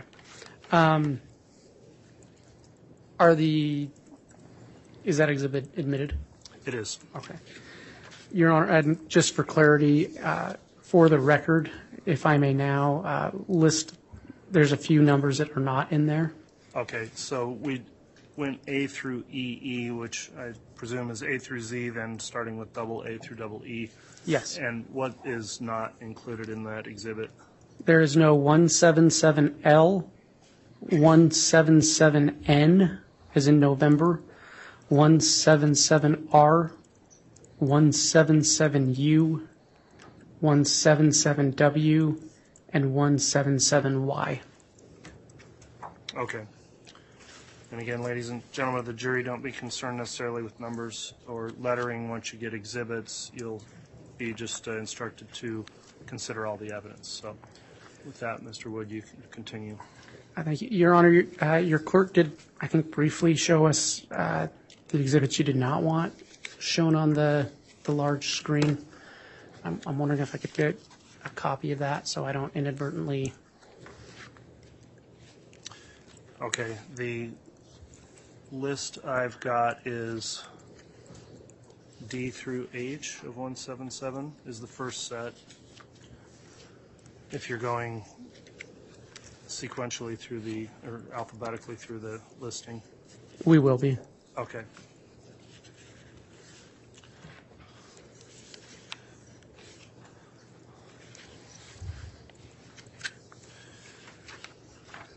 The second group then, Mr. Wood, is I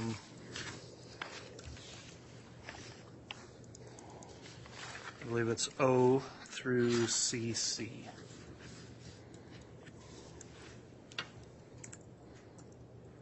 Okay.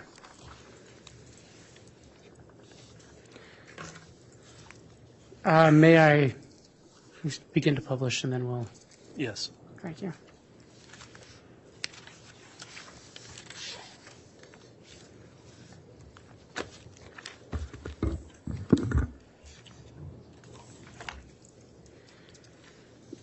Doctor, can you describe for the jury what you observed in States Exhibit 177A? Yes, as I mentioned, the remains came in 3 separate bags. So this is labeled 1 of 3, and you can see there's a red seal through the zippers of the bag. again, the seal is to preserve evidence. And was there a number assigned to Tylee Ryan's case for autopsy for your lab? Yes. Same with JJ. There's a ruler with the case number 200611-61, and this is the number that was assigned to Tylee's case. And can you describe what's in State's Exhibit B? This is simply a close-up of the seal with number 506600, showing that it's intact. Okay. Can you describe what you observed in State's Exhibit 177C? So after we broke the seal and opened the bag, within the body bag, there were large clumps of soft tissue and bone and dirt, and there were also 2 brown paper bags. You can see one of them is labeled with burial site ? And the other bag was unlabeled.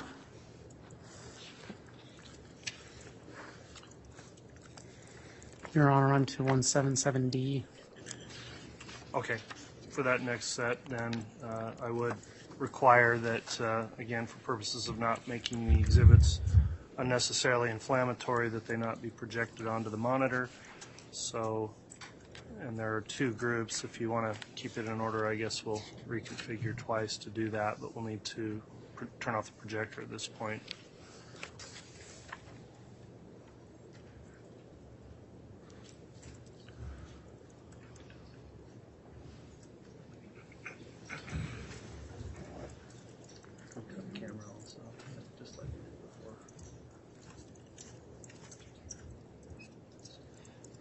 That's what I was going to have, yeah.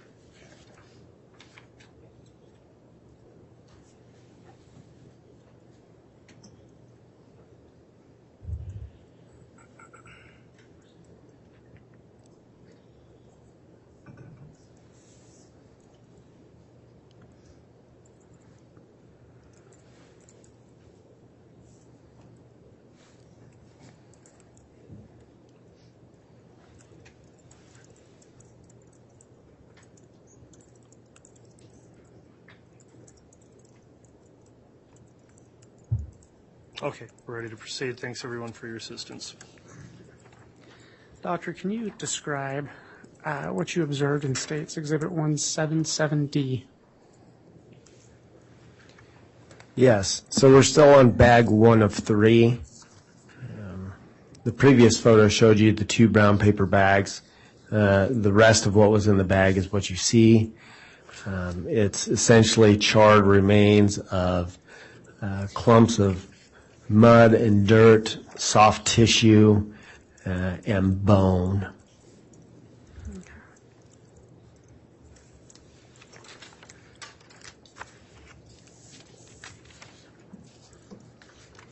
And can you tell the jury what you observed in 177E?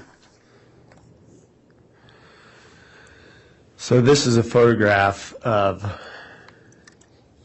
what was in that commingled clump of charred tissue. Once we were able to clean off the debris and most of the decomposed tissue, what we have here is on the right side that's not on the blue board.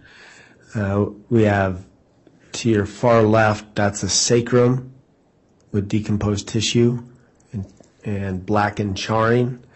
And then the other two bones, the middle and the right bones, that's the right and left hip bone with a small fragment of femur that's still attached to both of them.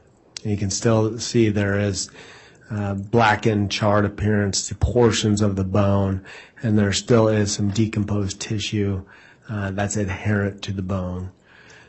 On the blue board with the ruler, on your far left, those are two small fragments of small bowel that we found within the commingled remains.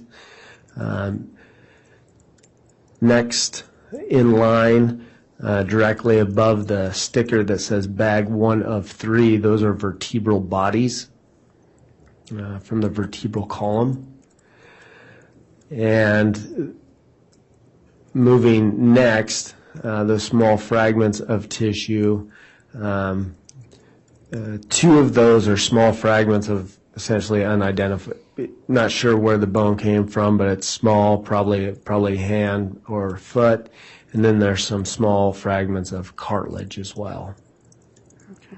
So that was essentially, this is the cleaned up version of what you just saw in the previous photo. Doctor, are you aware if any of these items were sent for further testing with the FBI? Yes, all the skeletal remains were sent to the FBI for a forensic anthropology workup. Okay.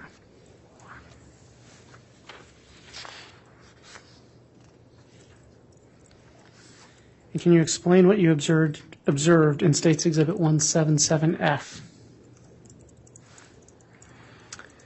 So this is still bag 1 of 3.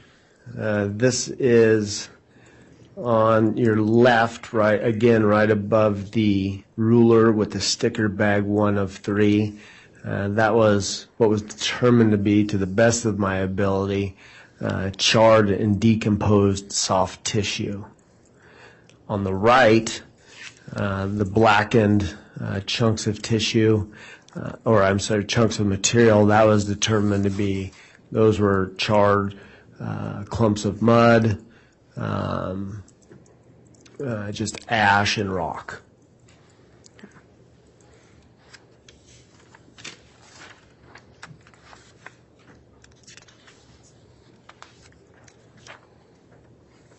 And can you describe for the jury what you observed in State's Exhibit 177G?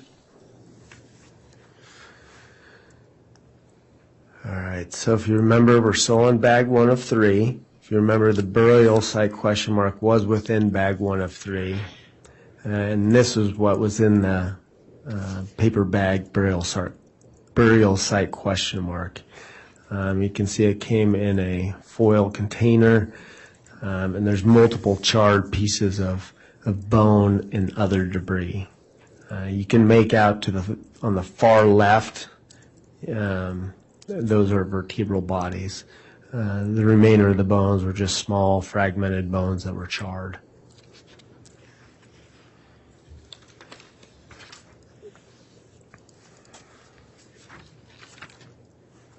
And can you state what you observed, or tell the jury what you observed in State's Exhibit 177H? Yes, so this is the cleaned up version of what you just saw within that container. On the far left are 2 vertebral columns, vertebral bodies that are charred and partially burned away. In the middle, there's those 3 fragments of small bones that have some thermal artifact as well. In the bottom right, that black material, that was determined to be more just charred ash, dirt, twigs, and rock. And then up in the upper right, those are just small fragments of unidentified bone that were charred.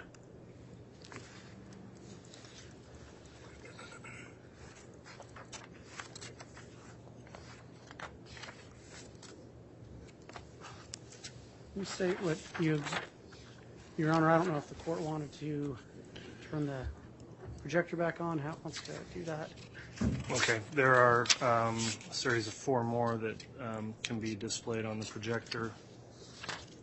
Actually, 3 more.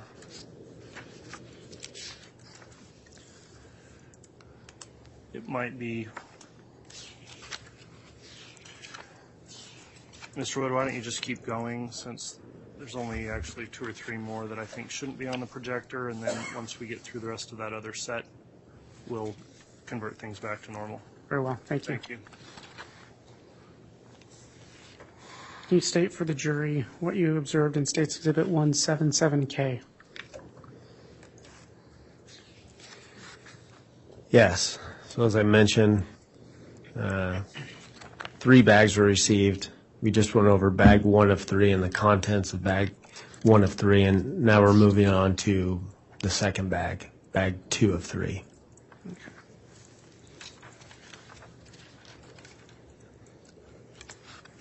And what did you observe in State's Exhibit 177I?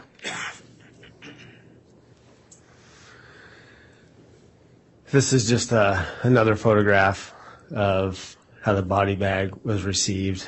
Body bag 2 of 3 is a suspected female. And 177J? That is the body lock with seal number 506564, just showing that it's intact.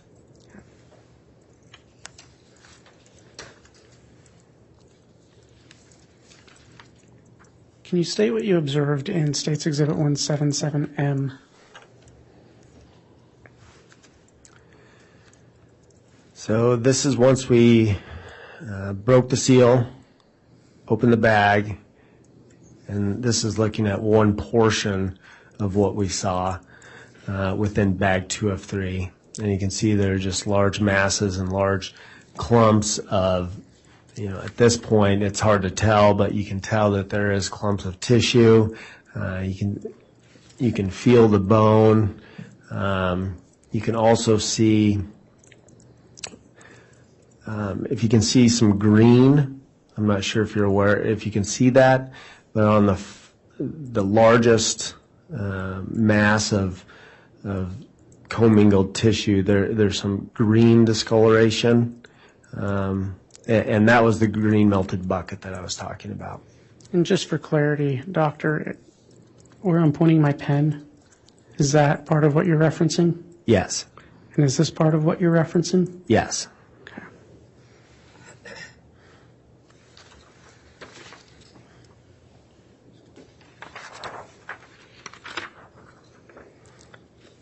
And what did you observe in State's Exhibit 1770? So this is all also within bag 2 of 3. So you can see there's more black and charred masses of tissue and debris and rock and dirt. And in addition to that, there's 2 brown paper bags. One of them is sealed with white tape. That's the far left bag. And then there's another brown paper bag that's enclosed within a clear plastic bag, and that's at the top of the screen.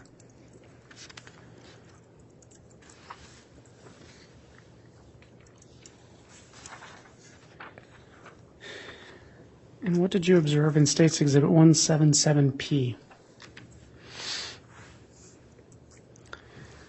So after sifting and partially cleaning through the debris and the remains, this is a portion of what we found. At the top of the screen, that's the frontal bone, so that's the top of the skull. And you can see semicircular rounding off at the bottom of the skull, so that would be the top of your orbit. So that's where your essentially your eyeballs would be. So it's the top of the head. You can see there's some charring, there's some dirt still on it. Just to your left, on the far left, that's another large fragment and cranium.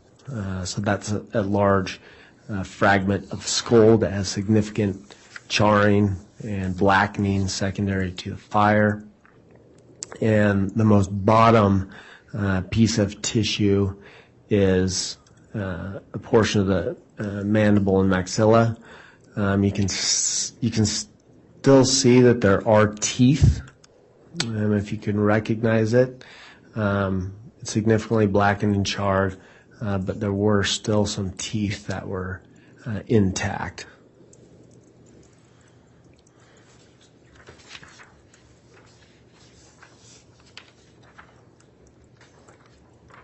And can you tell the jury what you observed in 177Q? So as we mentioned before, there were some organs that were identified within that the remains. So this is the heart right in the middle, and then on both sides of the heart are the right and left lung. So they're still attached to one another. You can see the great vessels. They look like straws kind of coming out. So those are some of the great vessels that come off the aorta. And now this is not what a normal heart and lung looks like, just so you know. This is significantly shrunken. The heart and the lungs are both significantly shrunken. They're disrupted, they're charred, they're burned, they're falling apart. And so that was what was found, at least part of the organs that were found.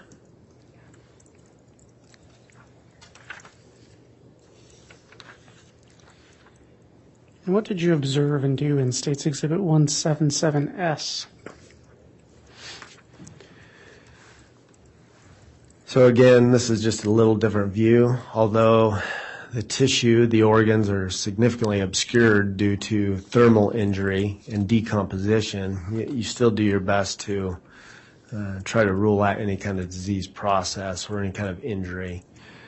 So right there in the middle, the largest piece, that is the heart. And you can see there's significant charring, there's decomposition, it's kind of falling apart. And then on the right side, that's the right lung that's been sectioned serially. And on the left side, that's the left lung that's been sectioned serially. So again, the lungs are significantly shrunken. The outsides are blackened and charred. And there's thermal artifact within the middle of the organs. Basically, your lung is typically nice and soft. It had become to the point where it was like a very hard sponge.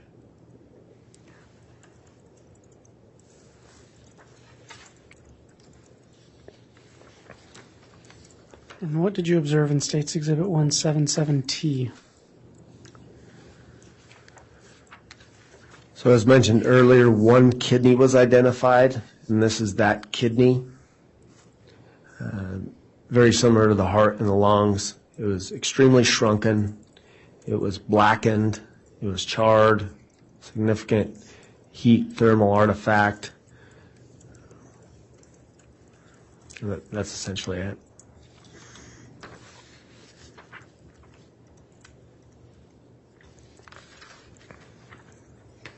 And can you describe what you observed in States Exhibit 177V?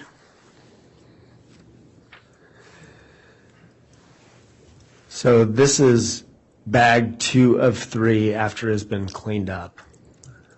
So the organs are not in there, the organs that we just went over, the heart, lungs, and so forth. But these are all the bones that we're able to sift away and clean. As I mentioned earlier, in the top right corner, you can see there's these larger, flatter bones, and that's part of the skull. You can see in the bottom right-hand corner, There's a scapula. There's some long bones, including the a tibia and fibula from the lower leg. Some of the bones in the middle, right below, one of the large skull fragments, there's multiple rib fragments. Just to the left, I don't know if you can see, it's at the very top to the left. It's a sternum with multiple ribs coming off of it. I believe there's 1, 2, 3, 4, 5 ribs coming off one side and 2 ribs coming off another side. Doctor, to clarify, is this what you're speaking about, where my pen is pointed? Yes. Okay. And then there are multiple other just black and charred bones that are essentially unrecognizable. And then even further to your left are some smaller hand or foot bones, as well as burnt soft tissue or charred soft tissue in your very upper left. So basically what you're looking at is after a week of sifting through bag 2 of 3 that you saw earlier, those are the bones and the soft tissue that we recovered.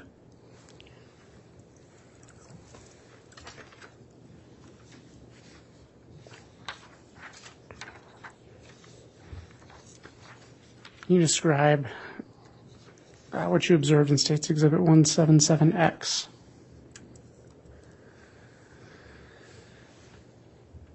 So if you remember, there were 2 brown paper bags within bag 2 of 3 as well.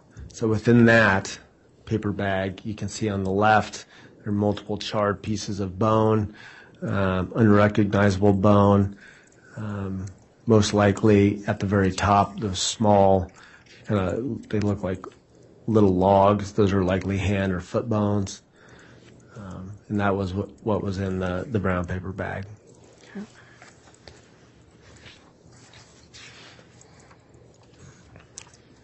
Doctor, can you describe States Exhibit 177Z?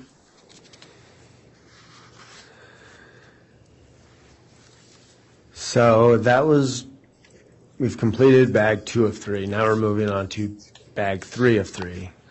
This is a little different. The first 2 bags came in black body bags that were sealed. This came in a sealed large brown paper bag. And within this brown paper bag, there were 5 smaller paper envelopes that came within this bag 3 of 3.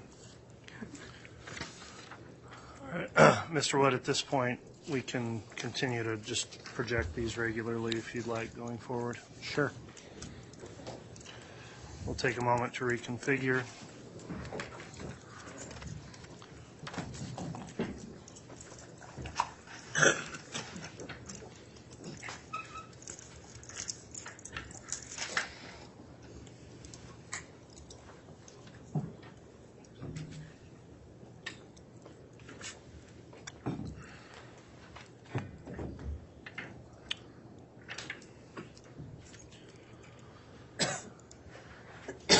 While we're doing that, I'll again mention that the victims will have an opportunity, if they wish to view the photographic evidence, I'll allow the state to submit a request and we'll arrange for that.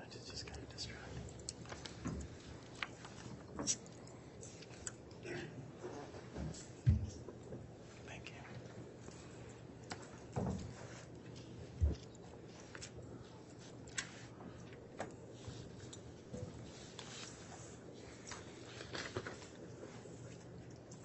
Doctor, can you describe what's in States Exhibit 177AA?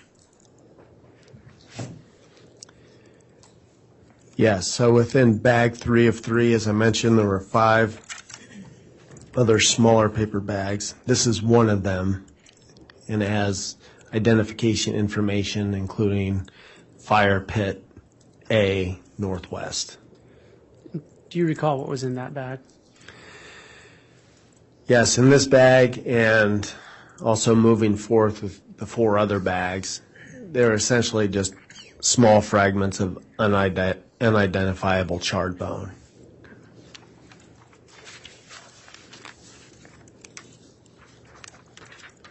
You identify State's Exhibit 177BB. So this was a second bag that was received within bag 3 of 3. It's sealed and labeled with identification information, including Fire Pit B. Okay, and what was in, you may have already stated it, but just for purposes of clarity for the record, what was in this bag? So there were small fragments of charred, unrecognizable bone.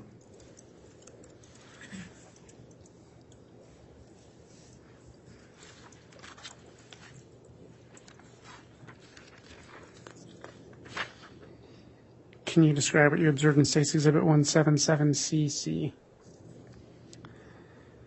Yes, so this is a third bag within bag 3 of 3, again with identification information. I think the description was suspected bone fragment. And do you recall what was in it? Again, small, charred piece of unrecognizable bone. And when I mean unrecognizable, they were bone. I just couldn't say where they came from because they were so small and charred and fragmented. And can you tell the jury what you observed in State's Exhibit 177D? I'm Again- sorry, let me restate that. 177DD. So this is a fourth paper bag within the bag 3 of 3, again labeled and sealed with the description suspected bone fragments. And within this bag was also small, charred, crumbly, unrecognizable pieces of bone. And can you describe what you observed in State's Exhibit 177EE? And this is the final fifth bag that is sealed with identification information and labeled suspected organic matter. So within this bag there was small charred fragments of soft tissue. Were you able to identify those pieces of tissue? No.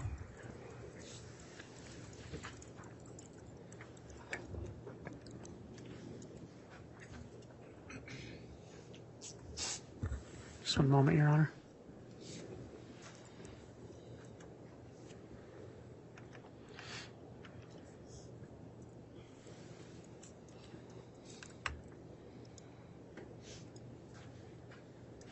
Your Honor, the state has no further questions at this time.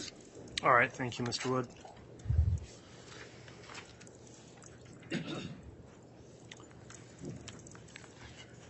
Who will be conducting cross? I will, Judge. All right, Mr. Thomas, you can commence with your cross-examination.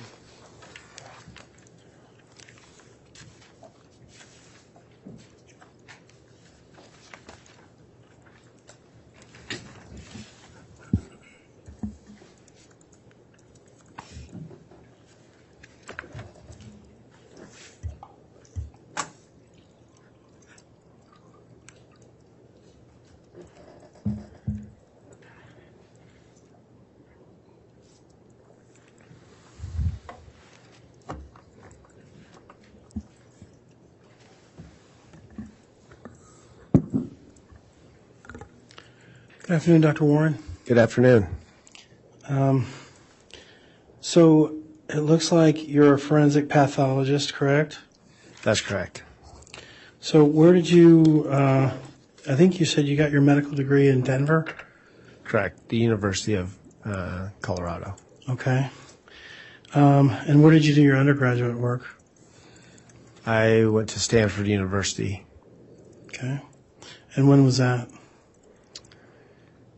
1998 to 2002.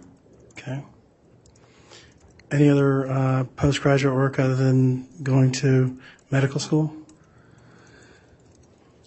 Other than, we've already gone over this, but my general pathology residency, neuropathology fellowship, forensic pathology fellowship, and that's it. Where were those done? So the general pathology was done at Oregon Health and Sciences University in Portland, Oregon. The neuropathology fellowship was at the same place. I just stayed there for another 2 years. And then for my forensic pathology fellowship, I went back to Denver for the forensic fellowship. Okay. Now, you talked a little bit about forensic pathology and what it is, and I believe you said that, in a nutshell, you try to figure out why people die. Is that right? Correct. Okay. You currently work at the Ada County Coroner's Office, right? Yes. That's not necessarily that's not an arm of law enforcement, right? That's correct. Okay. You're kind of an independent office. You don't work with law enforcement necessarily, right? I would say I don't work for them, but work with them often. Okay. All right. And in this particular case, well, I guess when you say you work with them, what does that mean? You are not an independent. You don't look at this case, each body. You don't look at it independently. You kind of look at it with an eye towards law enforcement. No.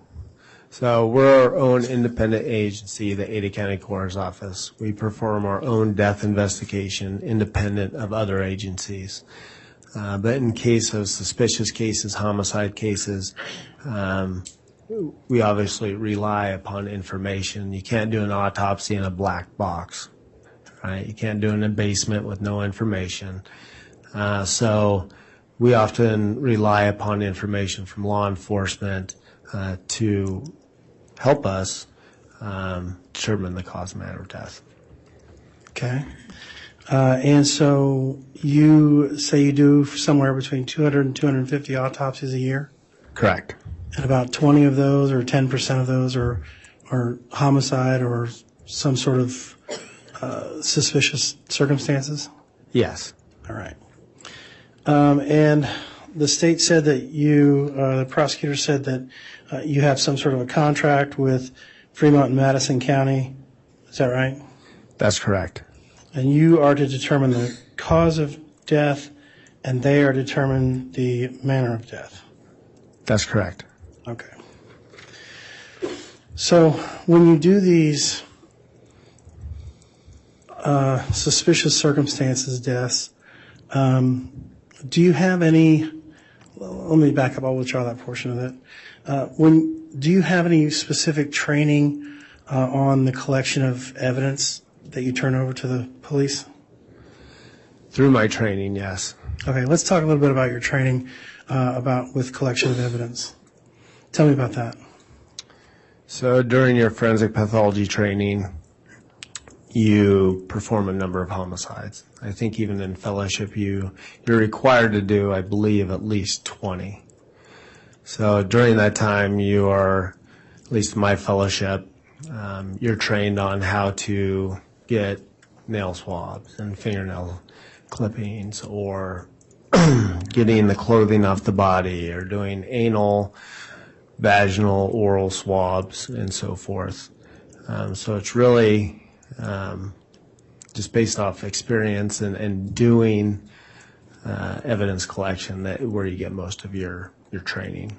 Okay. So you don't have any specific training from law enforcement on how to collect trace evidence? No. Okay. Do you know what trace evidence is? Yes, trace evidence that you can, like a piece of hair. Okay. That's one example of trace evidence. Okay.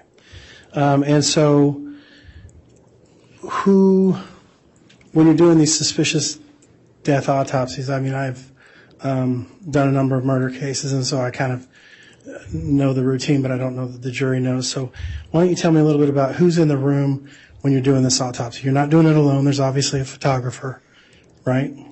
Correct. Okay. Who else? So it really varies. If it's, say, a natural, well, I guess if we're talking about suspicious death where law enforcement is there or may be there, oftentimes in this case, for example, I was obviously there.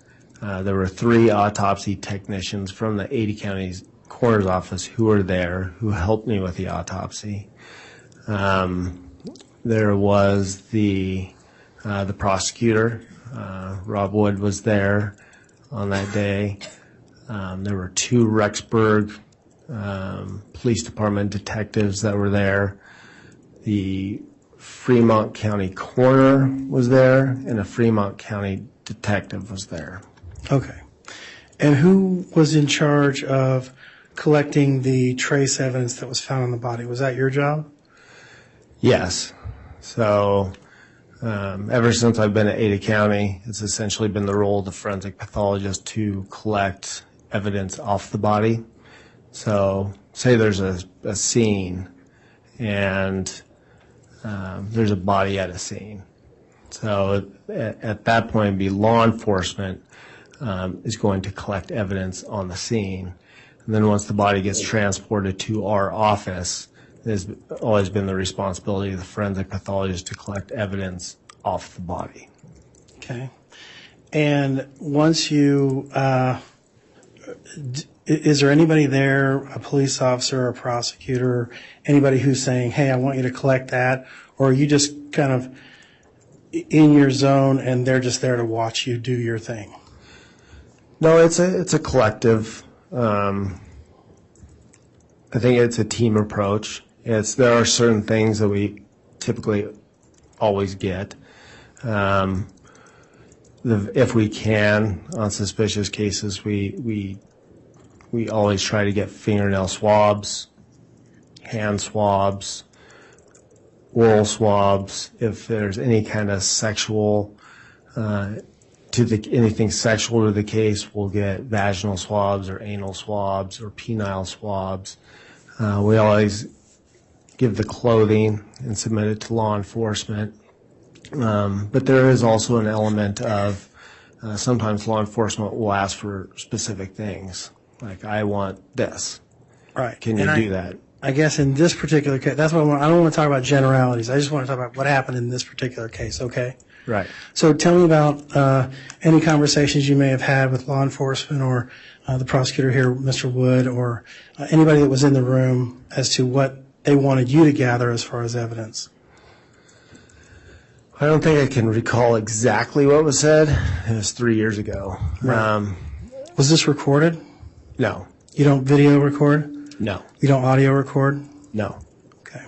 So it's just your word, whatever happens. Okay. So tell us about what do you remember being directed to collect as far as trace evidence? So I imagine we had a discussion, and we would say... Well, I don't want you to imagine. I want you to focus in on this particular case if you can. Right. And focus in and say, this is what I remember happening. Okay, so what I remember happening, talking about what evidence would you like collected, we always collect clothing, fingernails, so I'm sure those are all part of it. And then in this case, there were some other things. We'd obviously want to collect the paper bag and the duct tape and the bag that the body came in with duct tape. So I'm sure all of those things were discussed. Okay, so you're saying these are things you generally do, and so this is what you probably did, but you don't have any specific recollection of having any conversations with anyone on that particular day about the evidence that was collected. Yeah, I think that's safe to say. Okay. And now, by the time these bodies were collected and brought to you, there were a number of theories going around. What was told to you as far as the background that led you to come up with the cause of death here on J.J. Vallow? For J.J. Vallow, we did have a briefing before the autopsy. Met with law enforcement from Rexburg, from Fremont, and there was an individual from the FBI there as well. And I remember I got a timeline of what they knew at that point, kind of leading up to when they disappeared to when they were found. So I essentially got a general guideline or timeline, of the events that had happened up to that point. Okay.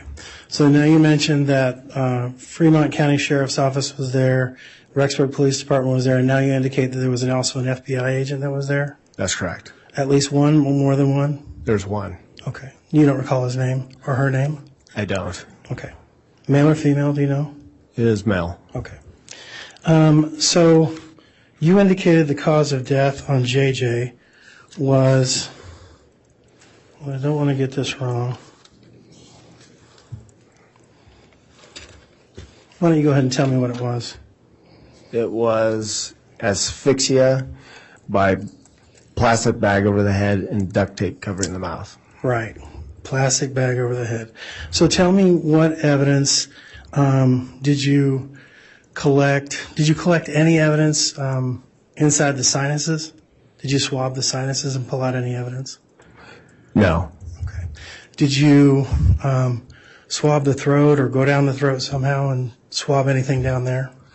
Yes, we took oral swabs. Okay. And did you find any evidence of microplastics or something that might be consistent with someone being smothered with a plastic bag? Well, I wouldn't expect to find that, but no, we didn't find anything. Okay. So how is it that you're coming to the conclusion that this person was smothered with a plastic bag? Right. So, going back, so JJ was found with a plastic bag over his head that was duct taped tightly. He was bound. There was evidence of a struggle, and there's no other explanation of why he was dead. So as a rule out. I wouldn't consider a rule out because there's a plastic bag over his head. Okay, but that plastic bag could have been put over his head post-mortem, right? I guess that's possible. Okay.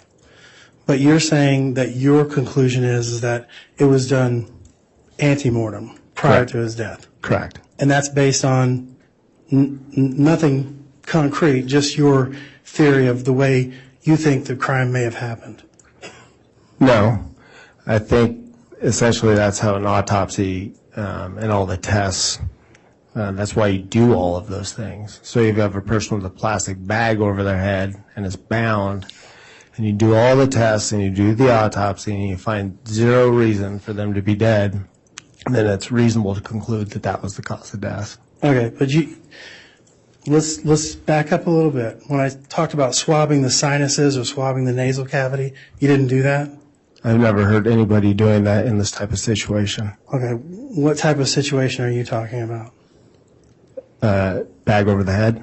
Okay, so when someone has a bag over their head and and I'm just going off of things I've seen in movies and whatnot, it seems That's like... scary.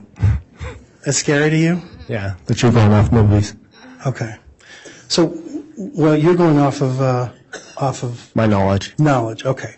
So when someone puts a bag over their head and they're trying to breathe in air, is that correct?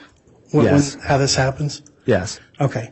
Does anything that's inside that bag, does it generally go inside the nasal cavity or inside the mouth and down the throat? I've never heard of that. That's not how it works? No, not with the plastic bag. Tell me how it works. Essentially, the bag is put over your head, and you can't breathe, and then you go unconscious and you die. Okay. So nothing goes into the nasal cavity. I don't know why it would. What are you breathing in? Air. From where? Nowhere. That's why you die. From inside the plastic bag? Correct. Okay. So anything that may have been inside that plastic bag that was close to the mouth or nose would have gone inside the mouth or nose? Not necessarily, Okay. no. All right. I guess we'll just have to disagree on that. Objection, that's not a question. Sustained. Will we have to disagree on that? I guess we will. All right. Thank you.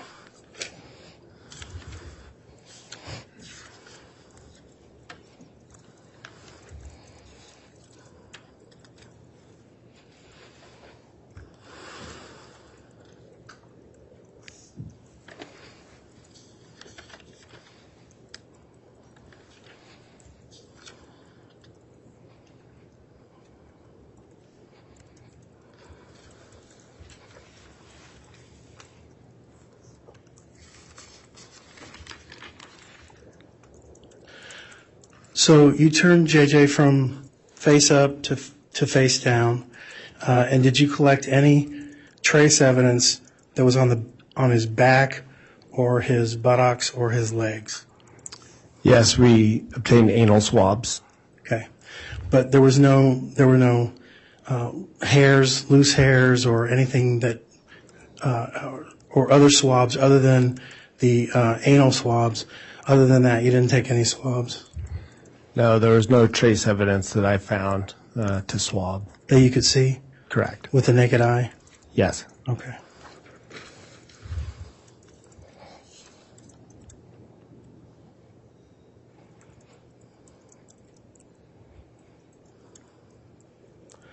The bruising that was on JJ's arms, you indicated that that was ante-mortem or prior to his death?